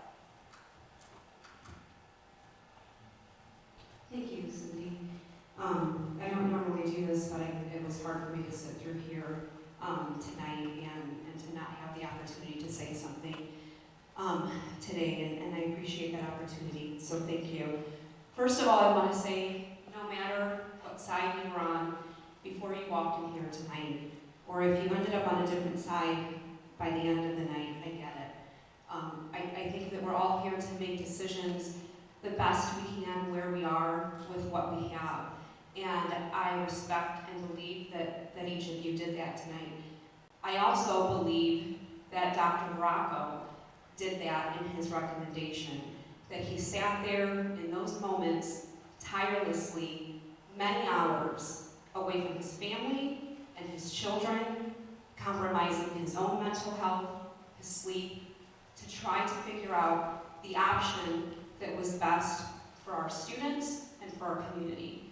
And I hope that what happened here tonight doesn't leave any one person on administration looking as though this was a one-person recommendation. I know that this came from many experts, both in education and in the medical field, and I respect that decision. And my opinion may have been the same, and it may have not. That's irrelevant. It's not my place to make those decisions, but I do believe they came from a good place, as I do your votes tonight, or to suspend that vote. At the same time, I sit here like many of us who left and started that work, and I realize there is a tremendous amount of work to get done to get school to start. And in doing that, my job, like yours and like Larry's, is to put students first, as it always has been. And we will do, as we always have done, whatever it takes to do that. And if we can avoid people being online in their classroom who don't want to be, then that's a double bonus. But first, we must figure out how to do what happened here tonight. And as Lake Central, we will do that together. So again, I just want to say, as I always have, Dr. Bracco, I appreciate your leadership. I understand that things didn't go in that recommendation, and we will all adjust. We are all here for you. I appreciate your leadership. I think, for the most part, it was a democratic process. Some parts could have been better, but that's okay. I appreciate you giving people the time to work. And again, I'm here. My counterparts are here with you. We'll get this done, and it will work. Thank you. Thank you. All right, we'll move on to the board calendar of future activities, Dr. Baraga.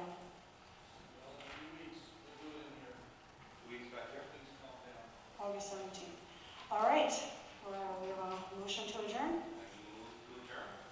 Adjourn. Second,